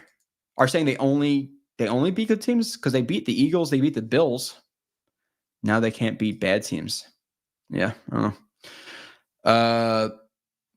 Okay, joined. I'm scrolling down the chat. I'm an hour behind. So I gotta run. I'm running through these. If we can get Becton for a fair price, re-sign him, but not for long, big term money. Turtles. The question, it's a very open-ended kind of statement, because what is fair price? That. What? And I'm not trying to be a dick. I'm legitimately asking people, what do you guys think is his fair price? I'm not a cap expert. I think right now, $7-8 million. I'm with sneakers to boots, $10 million. I could see it, and that's not necessarily indicative of Becton. I don't think he's necessarily a $10 million a year. I don't think he's a $10 million a year type of player right now. Jeez, almost a little bit of a tongue twister. With that being said, would I rather overpay him $3 million and then go into some of the options we have in free agency right now? It's free agency does not look great with tackles. So AVT hurt you 2 years in a row. Yeah, I heard the Jets, and you're hoping it's not like he had a triceps tear and he tore his Achilles. So you're worried about the Achilles. Triceps, not so much, but listen, this is his 4th year coming up, and he has 2 season-ending injuries. Concerning. It's concerning. Is Saffold just a ghost at this point? Who the fuck he's starting at? Yeah, Rob, that's funny, because I don't know, man. It's only the Jets. It's only the Jets where you have other teams who will, like Josh Dobbs, good example. I'm not even standing for him, but he comes in, 4 days before the game and throws for 3 touchdowns, whatever it is. And you have the Jets who will sign Roger Saffold 4 weeks ago, and they'll say he'll be ready by week 17. It just takes them so long. The Jet system is so complex. I don't know. Would I rather see him over Hansen or whatever? Yeah, sure. But with that being said, is there the possibility that they're watching him in practice? They're like, oh my God, this guy is so terrible. And I get there's some people who are very like, well, you don't never know what's going to happen in the game. Just throw him in there. I think that's kind of bullshit. Like realistically, you kind of know what they're going to do. Like if you're really eyeing them in practice, now could somebody step up their performance in the game? Sure, but if they're just so bad in practice where they can't pick up a stunt, they're not moving well, you're not going to say, hey, throw him into the game. I hope he just moves better in a game. It's not going to happen. So keep throwing to Brees, keep throwing to Garrett. Yeah, I'm with you. John Hassel says, I'm watching 13 minutes delayed, but mad props to whomever knitted those baby. Do it, right? Wild. Like, and by the way, these are things, and like this wasn't even me saying it. It's my wife. It's like my wife was like, these are so awesome that it's not something that's going to stay with each other. Our first kid, it's going to be like first kid, second kid, third kid. Like these are going to be passed down. I think because not only are they awesome, but it has some like not I don't know if sentimental is the right word, but they mean something more because somebody did it for my kid. Like it's awesome. I didn't just buy them from a store, and they're comfy. They feel pretty comfy. So yeah, that's pretty awesome. Pizza fix. Okay. I think people overrate him because he's been mostly healthy this season. Oh, you're talking about Becton, beloved pizza. Yeah, for sure. I think people just and that's kind of a problem with just fandom in general. And maybe it's more like specifically to the individuals, but I feel like more individuals are kind of they'll take a small sample size of a guy and say that's what he is, right? So like if your first 3-4 games as a Jet are elite, it's gonna be very hard for people to think you're bad after that. Like legitimately, those first 3, 4, 5 games, 2 years are pretty much their opinions are formulated, and you're not going to change them whatsoever. So the people who are saying, "Oh, well, the biggest problem with Becton is Highway 77, run behind him. He's great. He just injured. He was good in his rookie year for a rookie. This year, he has not been good at all. So yeah, I see a lot of those arguments and stuff, and I don't engage a lot on Twitter. I don't engage a lot on YouTube. I'm sorry if some people feel like I don't answer people. It's not for lack of like caring about certain people. It's just I don't have time to argue with internet trolls. Like there's this guy out there. And I'm sure you guys have seen him. He's like Chris whatever on Twitter. He's like a former Chiefs receiver. The dude is like he's a Zach Wilson guy. But then I see like because it popped up on your For You. I don't know if I might maybe I follow him. I don't know. But on your For You, and it's like 1,000 tweets in a row defending Zach Wilson. It's like, dude, I don't have the time to tweet that much. Like because then what happens at the end of the day? You argue for an hour, nobody's opinion changes, you get mad. Like if it's not going to be productive to me, then I'm not going to argue with some guy Joe 34567 on Twitter. I don't care. I'm not going to change your opinion. I'm not. It's just not going to happen. Not in today's world. Unless you're actually going to sit there and say, hey, come to the film, look at this play, look at this play, look at this play, look at this play, look at this play. And I'm like, oh, okay, maybe I'll change my opinion. Still probably not. So there's no point. I have long form shows and I have film shows that are out there. I don't need to 140 character argue with you for 2 hours. It's just so stupid. So the great Roger Saffold. What's up, Joe? What's up, Verge? Appreciate you being here. Becton recently said he's elite. Okay. What cell you got? Looking for a new cell too? I literally just got like the newest iPhone. It's an iPhone 15 Pro Max or whatever, like a little bigger screen. So yeah, I just say with iPhone, but my phone was starting to do stuff where like I would be texting and it would just turn off. And then my wife's phone lasts for all of 2 hours before it's dead. With that being said, is part of that her problem? Yeah, because she's the type of person who will charge her shit overnight. And that's not good for your phone, apparently. So I am pretty strict to like, especially when I first get my phone goes to 0. I charge it to 100.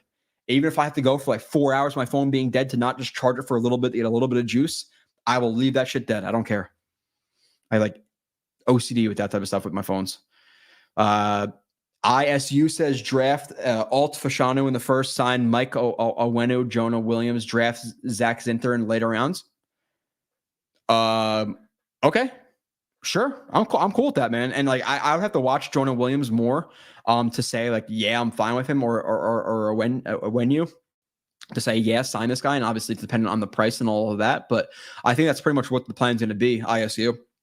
Draft the guy in the first round and whoever you can find in free agency to be a placeholder. I don't think it's going to be some stud, but if you can find a guy who's just average at tackle, I'll take it. The problem with Jonah Williams is, hasn't he had some injury problems even in college and now in the NFL? I don't know.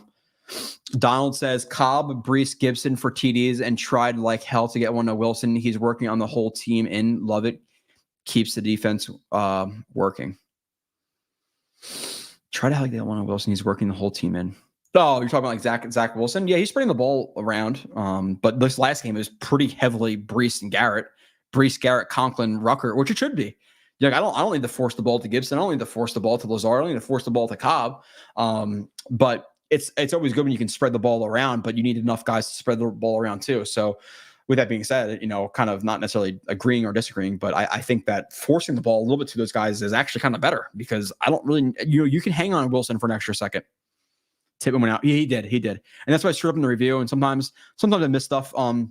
I would say, just admittedly, the thing I miss the most is pre-snap stuff, especially between communication, because there are guys out there like cover one from Bills. He's a Bills guy. He's one of the guys who I like learn from in the jump, and I always watch his stuff. He's very big on like watching broadcast view, listening to checks, and then if he said blue this time, then he'll try to find the next time he says blue and see what the check was, and then he'll be like, okay, well, blue means blue means 2 jet protection, whatever, something like that. I don't always do that because, one, just the time constraints. So I may have missed the Becton block with Baldwin thing, and somebody pointed out on Twitter or on YouTube, and they're like, oh, like, sorry to be this guy. I'm not perfect. Like, you can say that. I missed it. I didn't watch the pre-snap, so I can't say that. Now, should I maybe more? Yeah, I think admittedly I should probably just watch the 10 seconds pre-snap and try to listen for stuff. So you learn a little bit, that happens. And that's not just, and it's not even learning. That's just laziness, or that maybe laziness, lack of time. I don't know. But yeah, so and then there was a play where I said Tippman in the review, and it was really 63. So again, you can pick that up if you're actually watching. It was an oversight because I was talking about a Zach play, like 2 minutes about a Zach play, and it was like, oh, bad snap from, I think I said maybe Tippman, and it was really 63. So yeah, I'm not immune to mistakes. That happens for sure. Tippman's a gem for sure.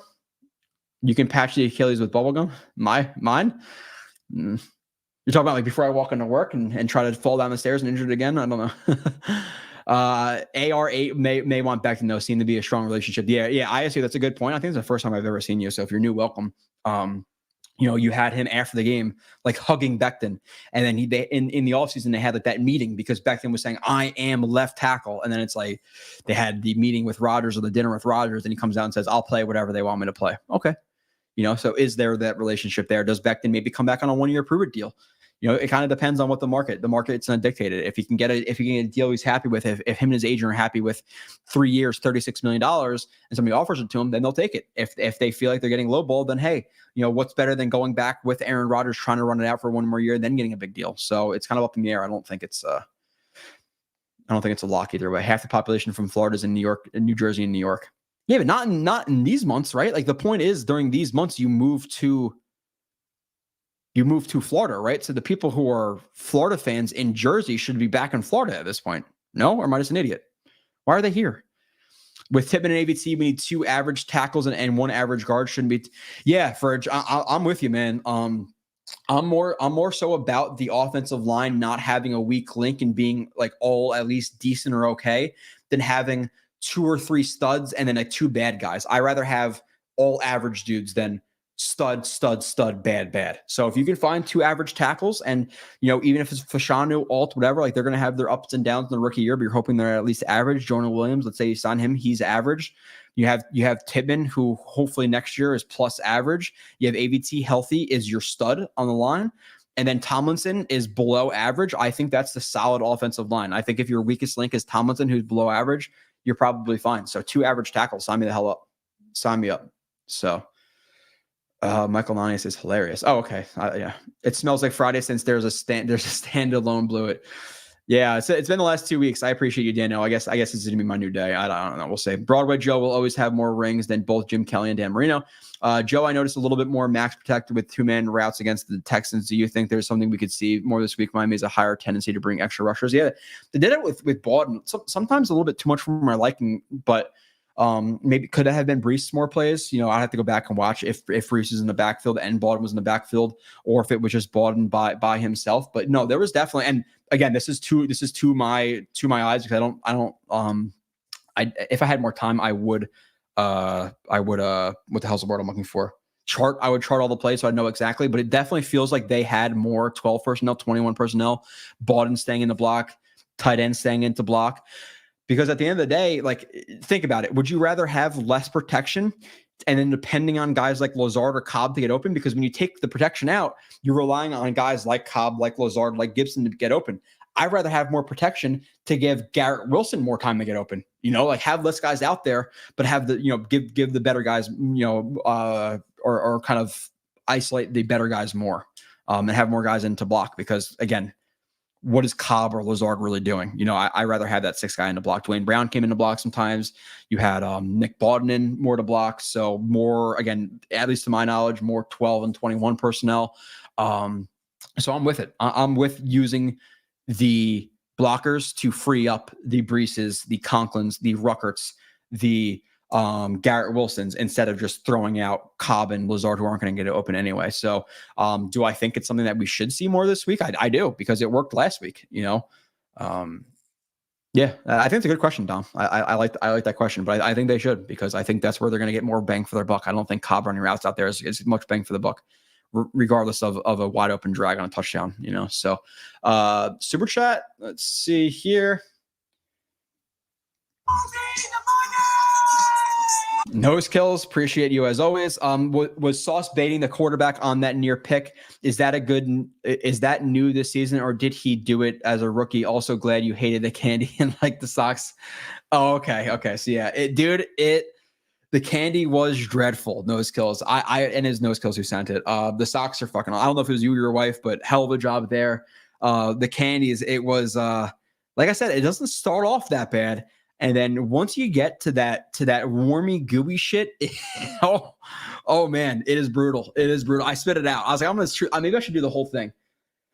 You know what? Jets win this week. Nose kills. I'll eat a full one on the show. I'll eat a full one, not just swallow it. I'll chew it. They're terrible. Like, look, they're so freaking little that you think like, oh, it'll just be a couple of chews, and it can't be that bad. This little thing is so fucking terrible. It's terrible. Like, and you chew it at first, and it's again kind of just like black licorice, and then something pops, and whatever pops is not good. It is so bad. It is so bad. On that near pick, I'm trying to think exactly what play you're talking about. What did he bait him? No, you're talking about the in route. You're talking about the in route from Noah Brown. He didn't bait him. He just had really tight coverage. And Sauce, he does a really good job with physicality in the stem. And it's not just like physicality in terms of like jamming a guy and not allowing him to move. It's more so he matches with physicality, because if you're going to allow a guy to dictate physicality to you, it kind of, how do I explain it? If you let a guy dictate physicality to you, it allows for more separation. So like, okay, let's say, you're both running. This is Sauce. This is the other guy. If you're both running to the route stem and he pops you at the last second, that's going to create a lot of separation. But if you're already leaning into him at the route stem, if he tries to push off, you're already on him. So you're kind of fighting force against force instead of just him popping you. And Sauce was fighting force with force when he broke inside. He was already going that way, and he was already he was already matching him and going in that way. So then by the time he got his eyes around, the ball was already there, and he tried to pick it. He wasn't baiting that one. There was one later on where he undercut the route. Their feet get tied up. And then Noah Brown falls and calls for a fucking flag, which it was uncatchable anyway. And if it even was on target, Sauce picks it. That one, he jams him. I believe he knows he has a safety over the top, and he undercuts the route and is looking back for Stroud. That one he's baiting a little bit more because he's playing in trail. The one on the near pick, I'm not going to say he was baiting him. So I'm going to say no, it's not something that he did. Now, does he bait some people sometimes? Yeah, but people don't really target Sauce a lot. They don't. And like looking at the stats of CJ Stroud, which I should have brought up, like, hey, credit to the defense. Stroud went 10. I wrote these down for the actual like film stream, but 10 for 23, 91 yards, 4 sacks. I believe they were number 1 or 2 in passing yards, like per game. This before this game, 10 for 23, 91 yards to who's been a stud. Mills 1 for 5, 4 yards, ridiculous. 1 for 12 on third down, ridiculous. 2.6 yards per play, ridiculous. So with that being said, I don't know what the hell I was going on to or going on with about that. But yeah, people don't target Sauce, and when they do, it doesn't really go well. A lot of PDs, some near picks. You wish he had that one. You wish he had the one against the Cowboys, but yeah. I don't think he was baiting that one. Sorry, I don't know if that answers your question, but I tried. And no, skills to definitely appreciate you for sure. Let's keep okay.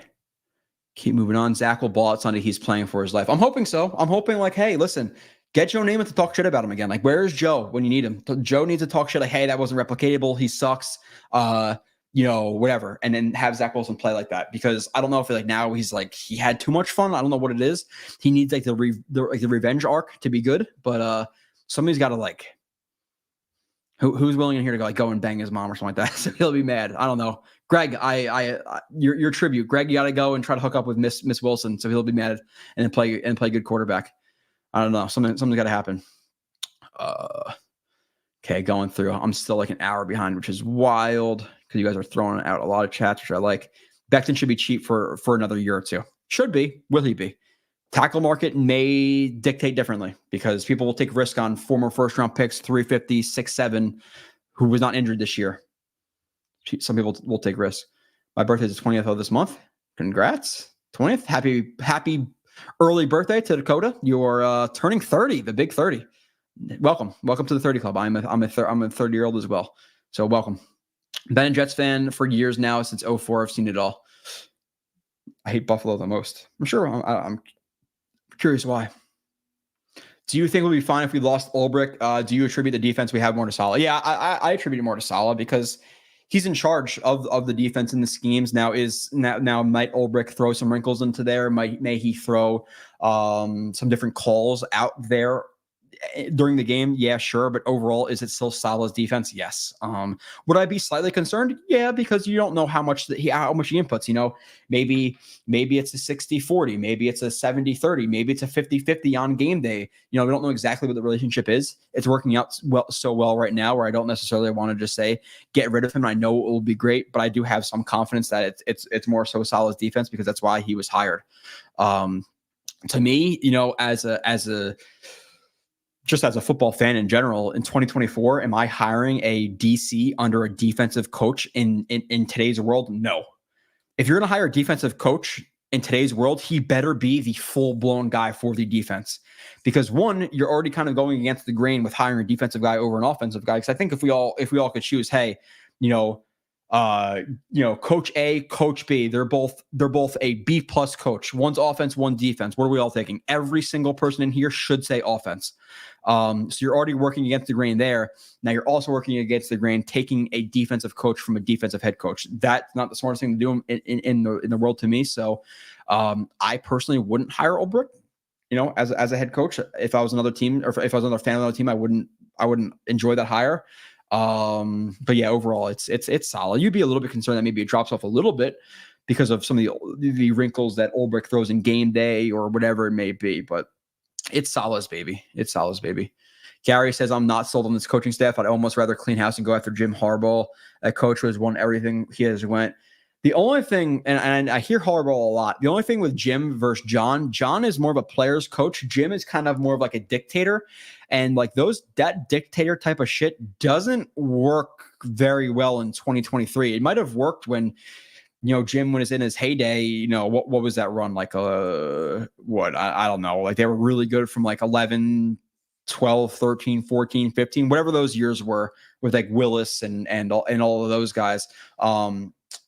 That was a lifetime ago in the NFL, 10 years ago, and I still only think players, and he kind of worded his welcome a little bit with the Niners. Even then, it's become even more of a players league now. So bringing in Jim Harbaugh is not as slam dunk as some people think it is. I think people just see him winning with the Niners, but you got to consider his personality in today's NFL.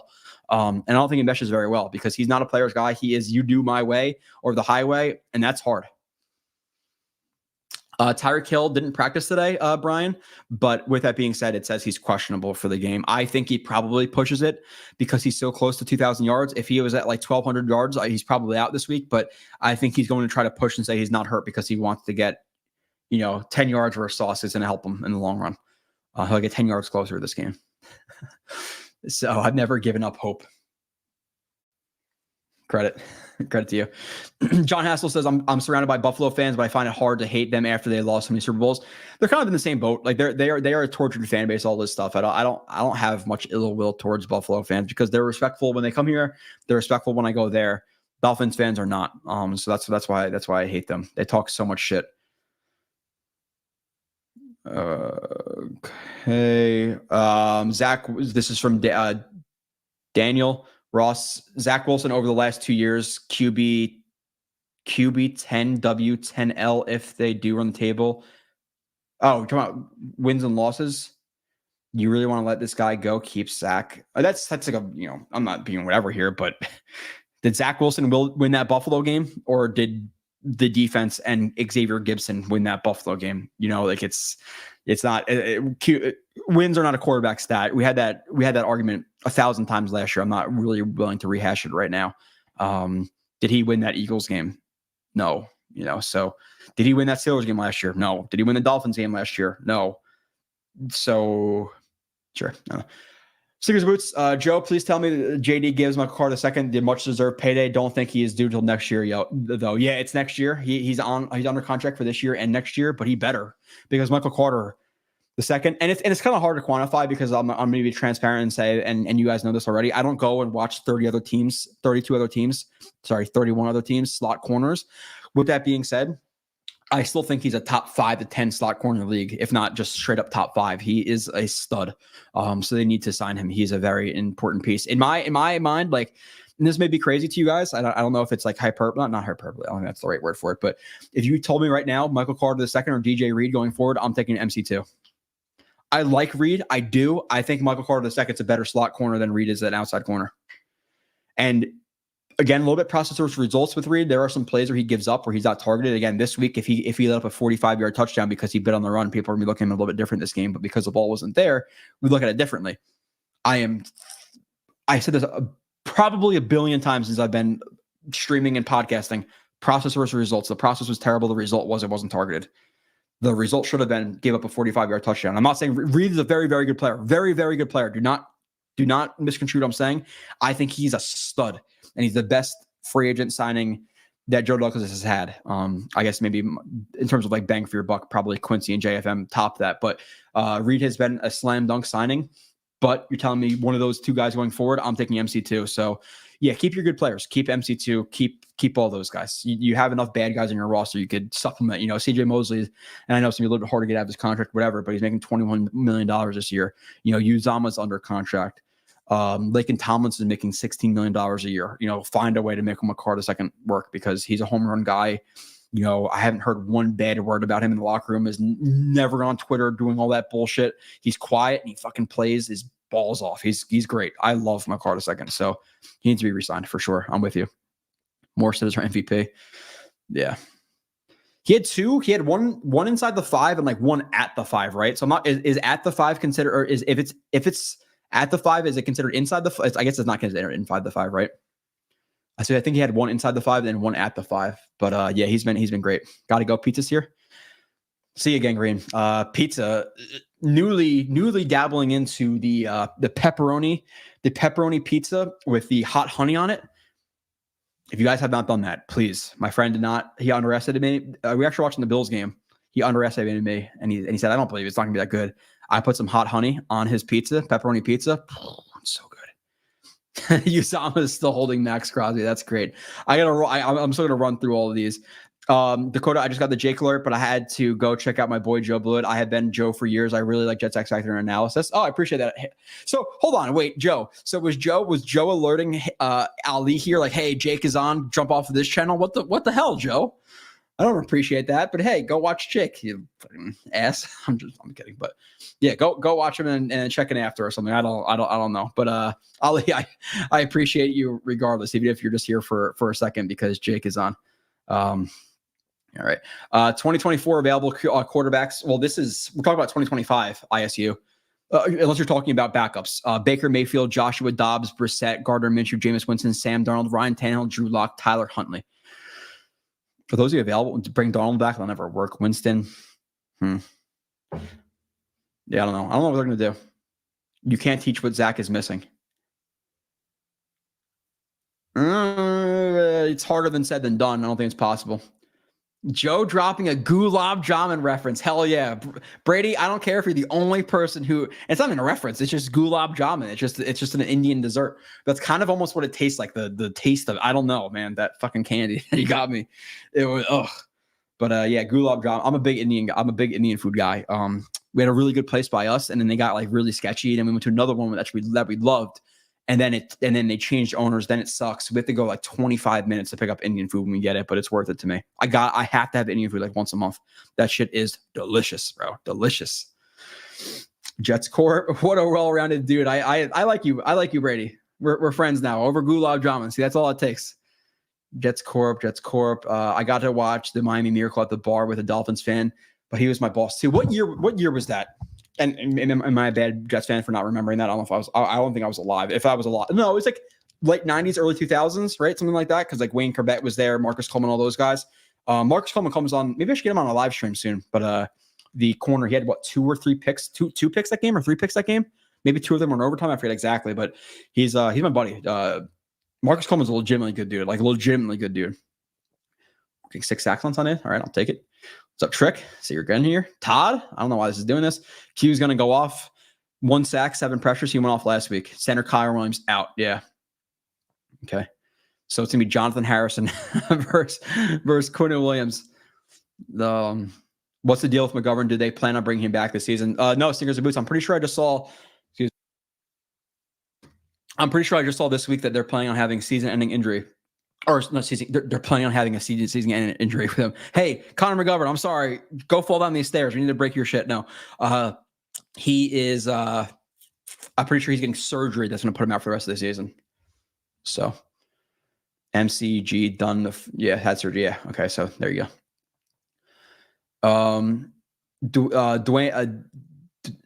Dane says, how has the New York Giants O-line situation been since the turf was swapped? I wonder if any portion of the injury blame, any at all, can be.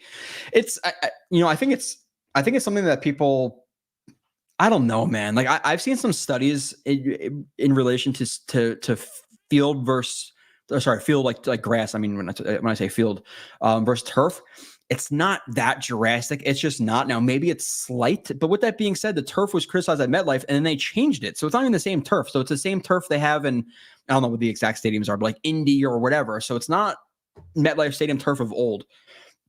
I know they had a few injuries, but I think the turf is a little bit of a scapegoat for people who just want to blame it all on that. Now, with that being said, would I prefer grass because it gives a little bit more? Yeah, sure. But I don't know where the study that I saw was, but it's like legitimately like charting all of it. And it's like, yeah, maybe a few injuries, but it's not as much as everything says. I'm sorry. Joe Alt, I like Bawden in pass pro and getting, I'm okay with him getting like pass pro reps. But the problem is if Breece is coming off the field and Bawden's in the game to pass protect, could you get Breece in the game and then he could chip and then release and you get a little bit more bang for your buck if he's out in routes, you know? Becton's lateral agility is terrible. Any speedy wide 9 could obliterate us in playoffs. Yeah, they gotta figure that out. And it could be a thing where he's just not healthy, you know, and that's okay. But I can't not evaluate. Hey, this is a bad play. Oh well, sorry, he's injured. Okay, I'm just not gonna put it up there. You know, I don't know.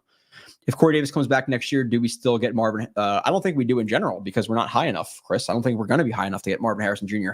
Marvin Harrison Jr. is going to be the 2nd or the 3rd pick in the draft. The Jets aren't going to be there. So if Corey Davis comes back, which why would he? Do we get a receiver, a big time receiver in free agency? Maybe not. Like, do we go from targeting?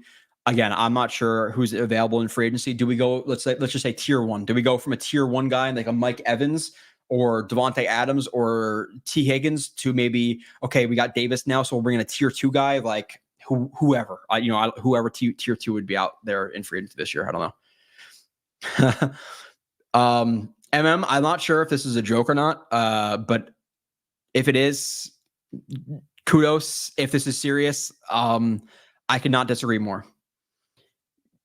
No. I don't need to get into that. Whitehead has not been good. He has not been good.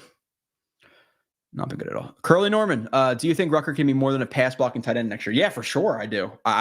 He was underdeveloped at Ohio State in terms of like route running and all that stuff, but he's a good blocker. He gives hell of effort in blocking. He had one bad play, I believe, in this game at blocking overall, but he has the ability to route run. We saw it not this week, but last week he had a really nice rocker step, which he stole straight from Conklin's playbook and won on the inside on an short in route versus a linebacker. He had that catch this week with a really good concentration catch. So yeah, I think next year Rucker and Conklin are 1 and 2. Figure out a 3, you know. But I'm completely fine with them as 1 and 2. I think that's a legitimately good group. It's not Travis Kelce or anything like that, but Okay. Refs need training camp. Refs need to be held more accountable for their bad calls. You shouldn't be able to have if you're going to find players for hits and all that stuff, and you have refs who blow games on calls, then find them. I don't know. Curly Norman, can we start a GoFundMe page to get Kyle back to? I'm not going to say no, because I'm pretty sure if you said, "Hey, Kyle, obviously this is a crazy number, but here's $5,000. Do streams again." Maybe he would do it. He was so Carney Mahomes should have said something to the refs when JJ was headlocked on 3rd and 21. He ran for a first down. Refs skipped. Yeah, exactly. So even if this was so bad, this call, and you do think it was bad, which by the way, the fucking Kadarius Toney walks up to he's walking up to the line. He checks with the ref as he's still walking up to the line, and then stops and doesn't look at him. So you checked when you were still walking. At least stop and then look. And if anything, it's still a penalty. It's a courtesy thing where they tell you, but when you're not even looking at them, you're moving still. It's just so stupid, man. I don't know. Carney, what's up? Says hello after this first comment. Double R says best case scenario is we keep Zach on the cheap because he didn't play well last 3 seasons. He learns under Rodgers like he's supposed to and succeeds him. Yeah, that's the best case. I'm completely with you. I'm gonna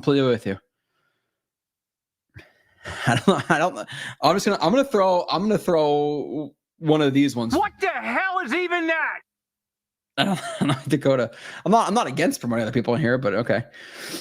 Love to get Bowers. The problem is, yeah, I'm not with you, Greg. I maybe I'll love Bowers as a prospect, but is Bowers as tight end 2 or 3 going to be as impactful as a starting tackle? It's you have 2 solid tight ends. Why do we need another one?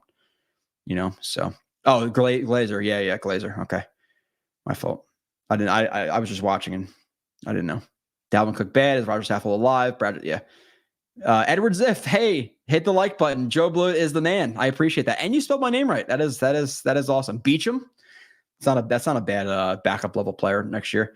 8 to 10 mil max for Becton from Gary, and you bring in a competition, can't guarantee him a starting spot. And with that, Gary, you have to have a suitable backup for him too, because if you bring in Becton, and obviously injuries are a part of everything, but when you have prior injury history, you have, and that's kind of the argument that I hate from Jets fans is, oh, well, how do you know all these guys are injured, or why would they bring in a backup tackle? You just assume these guys are injured. It's no, you have prior history. You see that Becton's been injured. You see that Dwayne Brown's been injured. So with those guys on your team, you have to emphasize backups. There's different injury risk. And when you have an injury risk like Becton, you have to emphasize backup or backups more. So drag in the end zone. Yeah, Joe, we were talking about this last week. A drag in the end zone is very hard to complete regardless, because unless it's like rubbed or something like that, you're running into pretty much 8 guys in a box. So how do you get open? It's not something that I necessarily need to see. Like, oh, he hasn't thrown a drag, So people were cursing me out for saying that I wanted Kareem Hunt and not Crook. Carney, again, I don't know if I've seen you in here before. If you were saying that in this stream, you would have not been roasted at all, because I would have 1,000% agreed with you. There was nobody here who was disagreeing with that, or at least not most of the people who I interact with. I think most of the people on here were not for Cook. I'm not going to say that there's some people on here, but still. I want Corey Davis back, and I couldn't stand him with his hands and lack for jumping for catches. Lazard is beyond terrible. At least Corey. See? This is what we said too. I was like, "Wow, you guys hate Corey Davis, but you're gonna like him more when you see what Lazard is, because he's a poor man's Corey Davis kind of." So, okay, I'm moving down. I'm just gonna try to find the bigger. Love your content though. Thanks, JB. I appreciate you. Dane, say Dane's in here, not freaking jumping to Jake Asman. What the hell, Joe? Oh, Joe is still in here. Are you watching both? Art says, what's good, y'all? Haven't been able to catch a live stream in a minute. Joe, keep doing your thing. I appreciate that. Art, I'm sorry my time's moved around so much, but I'm going to figure out a time. Never good Friday sat lives. Are talking about like never good for them, or there's not other ones that you enjoy? I don't know. You guys tell me. If for the people, and there are people like when I ask questions who will legitimately like email me and like give me pointers or like their opinions, because I ask for people's opinions because I'm not, I need them. Let me know Thursday or Friday. If I do Thursday, I just got to crunch the film. That's the only problem, because like I usually get the film done by Thursday. So then Thursday is pretty much going to consist of me, if I work that day, get home at 4:30, do whatever I got to do a film show from 5 to 7, and then talk to you guys from 7 or 8 to 10. So it's kind of really jammed. I think I'm going to do Fridays. Fridays at 5 or 6 are going to be my day, probably. Charles says, you think maybe this offseason we could spend some money on a playmaking safety? I think this came up. I don't know if this was you last week, Charles, or somebody else. It's a possibility. The problem is the Jets are, I'm not going to say they're cash strapped, but it's not like they're, they have money falling out of their pockets this offseason. You need 2 tackles. You need a D tackle to replace, or re-sign Quentin Jefferson, Al Woods. That has to be replaced. You have to get another receiver. So receiver, tackle, backup running back, D tackle, safety. So like, how much money do you have to throw around? So can you spend $15 million on Budda Baker? Probably not. You just kind of need a placeholder guy. I am of the mind of bring Chuck Clark back for whatever the price may be. You have Chuck Clark at starting strong safety.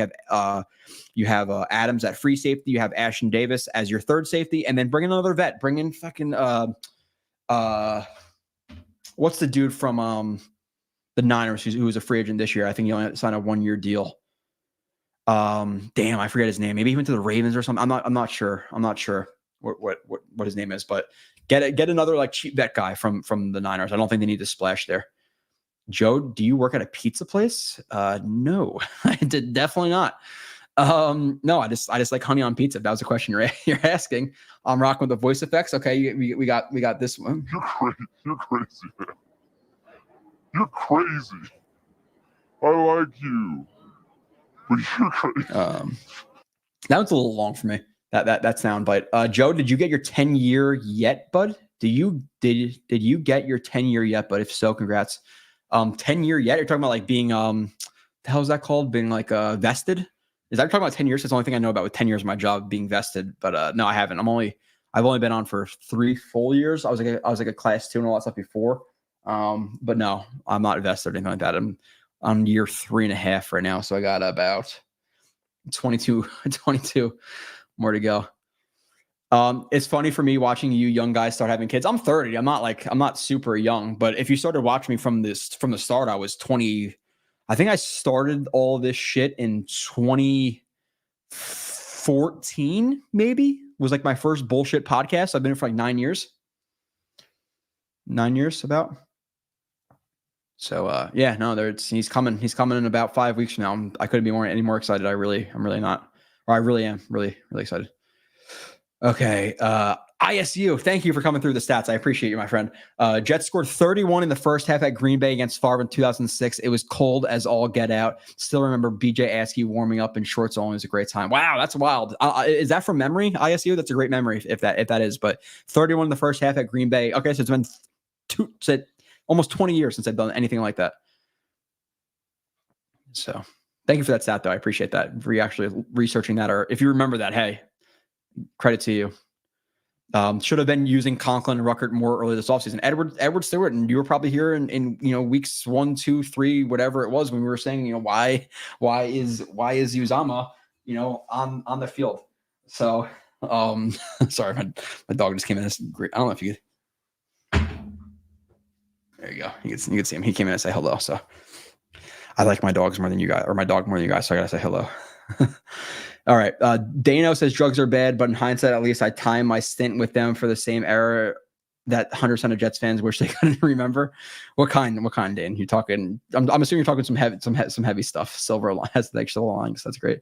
Jamal Adams got burned again in coverage. You guys saw that this past week, but he did.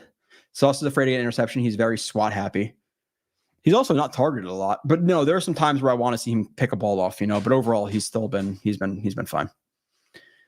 Jamal can go kick rocks and pound salt. He's terrible. I'm glad we traded him away. He's a linebacker who's playing safety. He should just always be in the box. I don't know why you're trying to play him in coverage. I have 500 plus 350 on the Jets this weekend. B. Lee says, damn, I'm rooting for you. I am rooting for you. That's wild. 500. I'm assuming you just have it to spare, right? Like you're not living and dying paycheck to paycheck right now. Just throwing out 500. That would qualify as sentimental value, Joe. Socks. Okay, yeah. I'm not the best with English, but yeah, sentimental value. Yeah, you're right. You're right.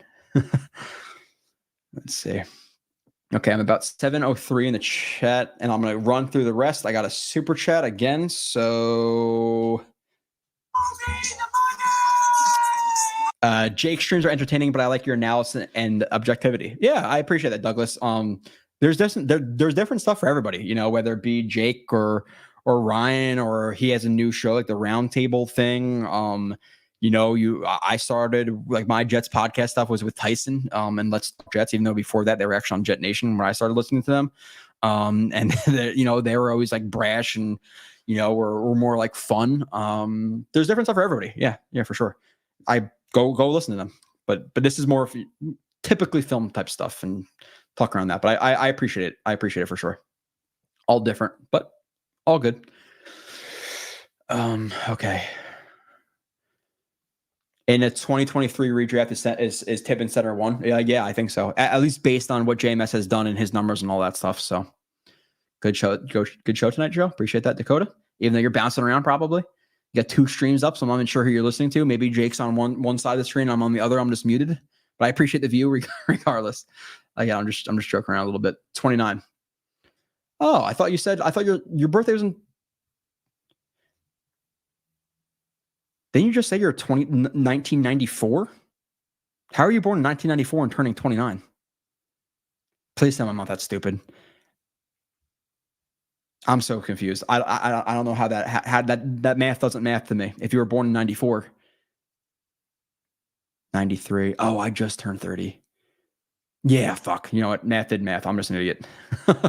I'm sorry. Oh, hold on. Let me go back up a little tiny bit because I think I missed some stuff. And then I will. Okay, hold on. I definitely missed some of your chats. Okay. Trade Zach. I'm tired of watching him get a better backup quarterback.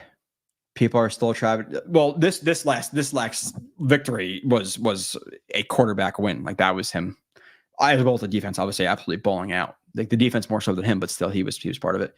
Connor, come fall down these stairs. Yeah. I don't really want T. Higgins. I think he's helped out by having Joe Burrow as his quarterback, and he's been injured most of the year. Yeah. I'm with you. I think. I don't know. I don't want to watch more of T. Higgins, but if we're talking about like Mike Evans versus Devontae, I get the appeal of Devontae. The problem with Devontae is you're trading him. He's let's just say he's $30 million because he's about that. $30 million. Let's say Mike Evans is 10, or sorry, not 10, 20. Let's say Mike Evans is 20 million. Devontae is 30. Okay, about some roundabout numbers. Would you rather have Devontae and just Devontae, or would you rather have a Mike Evans, let's just say a second and a 4th round pick and a $10 million free agent? And I know the second and a 4th round pick are going to equal out to $4 million this year, let's say, whatever the exact money is. So would you really rather have Mike Evans, a second, a 4th round pick, and a starting strong safety for $6 million a year? Which one's more valuable? It's a legitimate question. I'm more of the Mike Evans and get me other players. I get if people want Devontae because he's a stud with Rodgers, et cetera, et cetera. So, okay, hold on.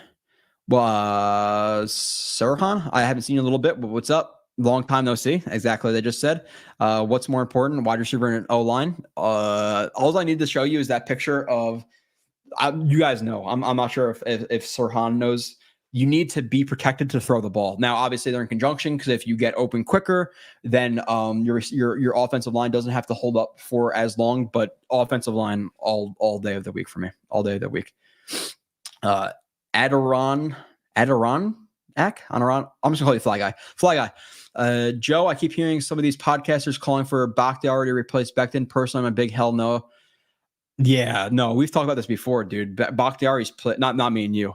I don't mean to call you dude like that because dude can be offensive. Not really. Depends, but like it depends on the context. If somebody tweets me and they're like, don't like their point and then bro, or that point and then dude, it's like, okay, so you want to fight basically. They all depend on context, but the dude, he's played how many games in 3 years, 4 years? Let's see, really quick.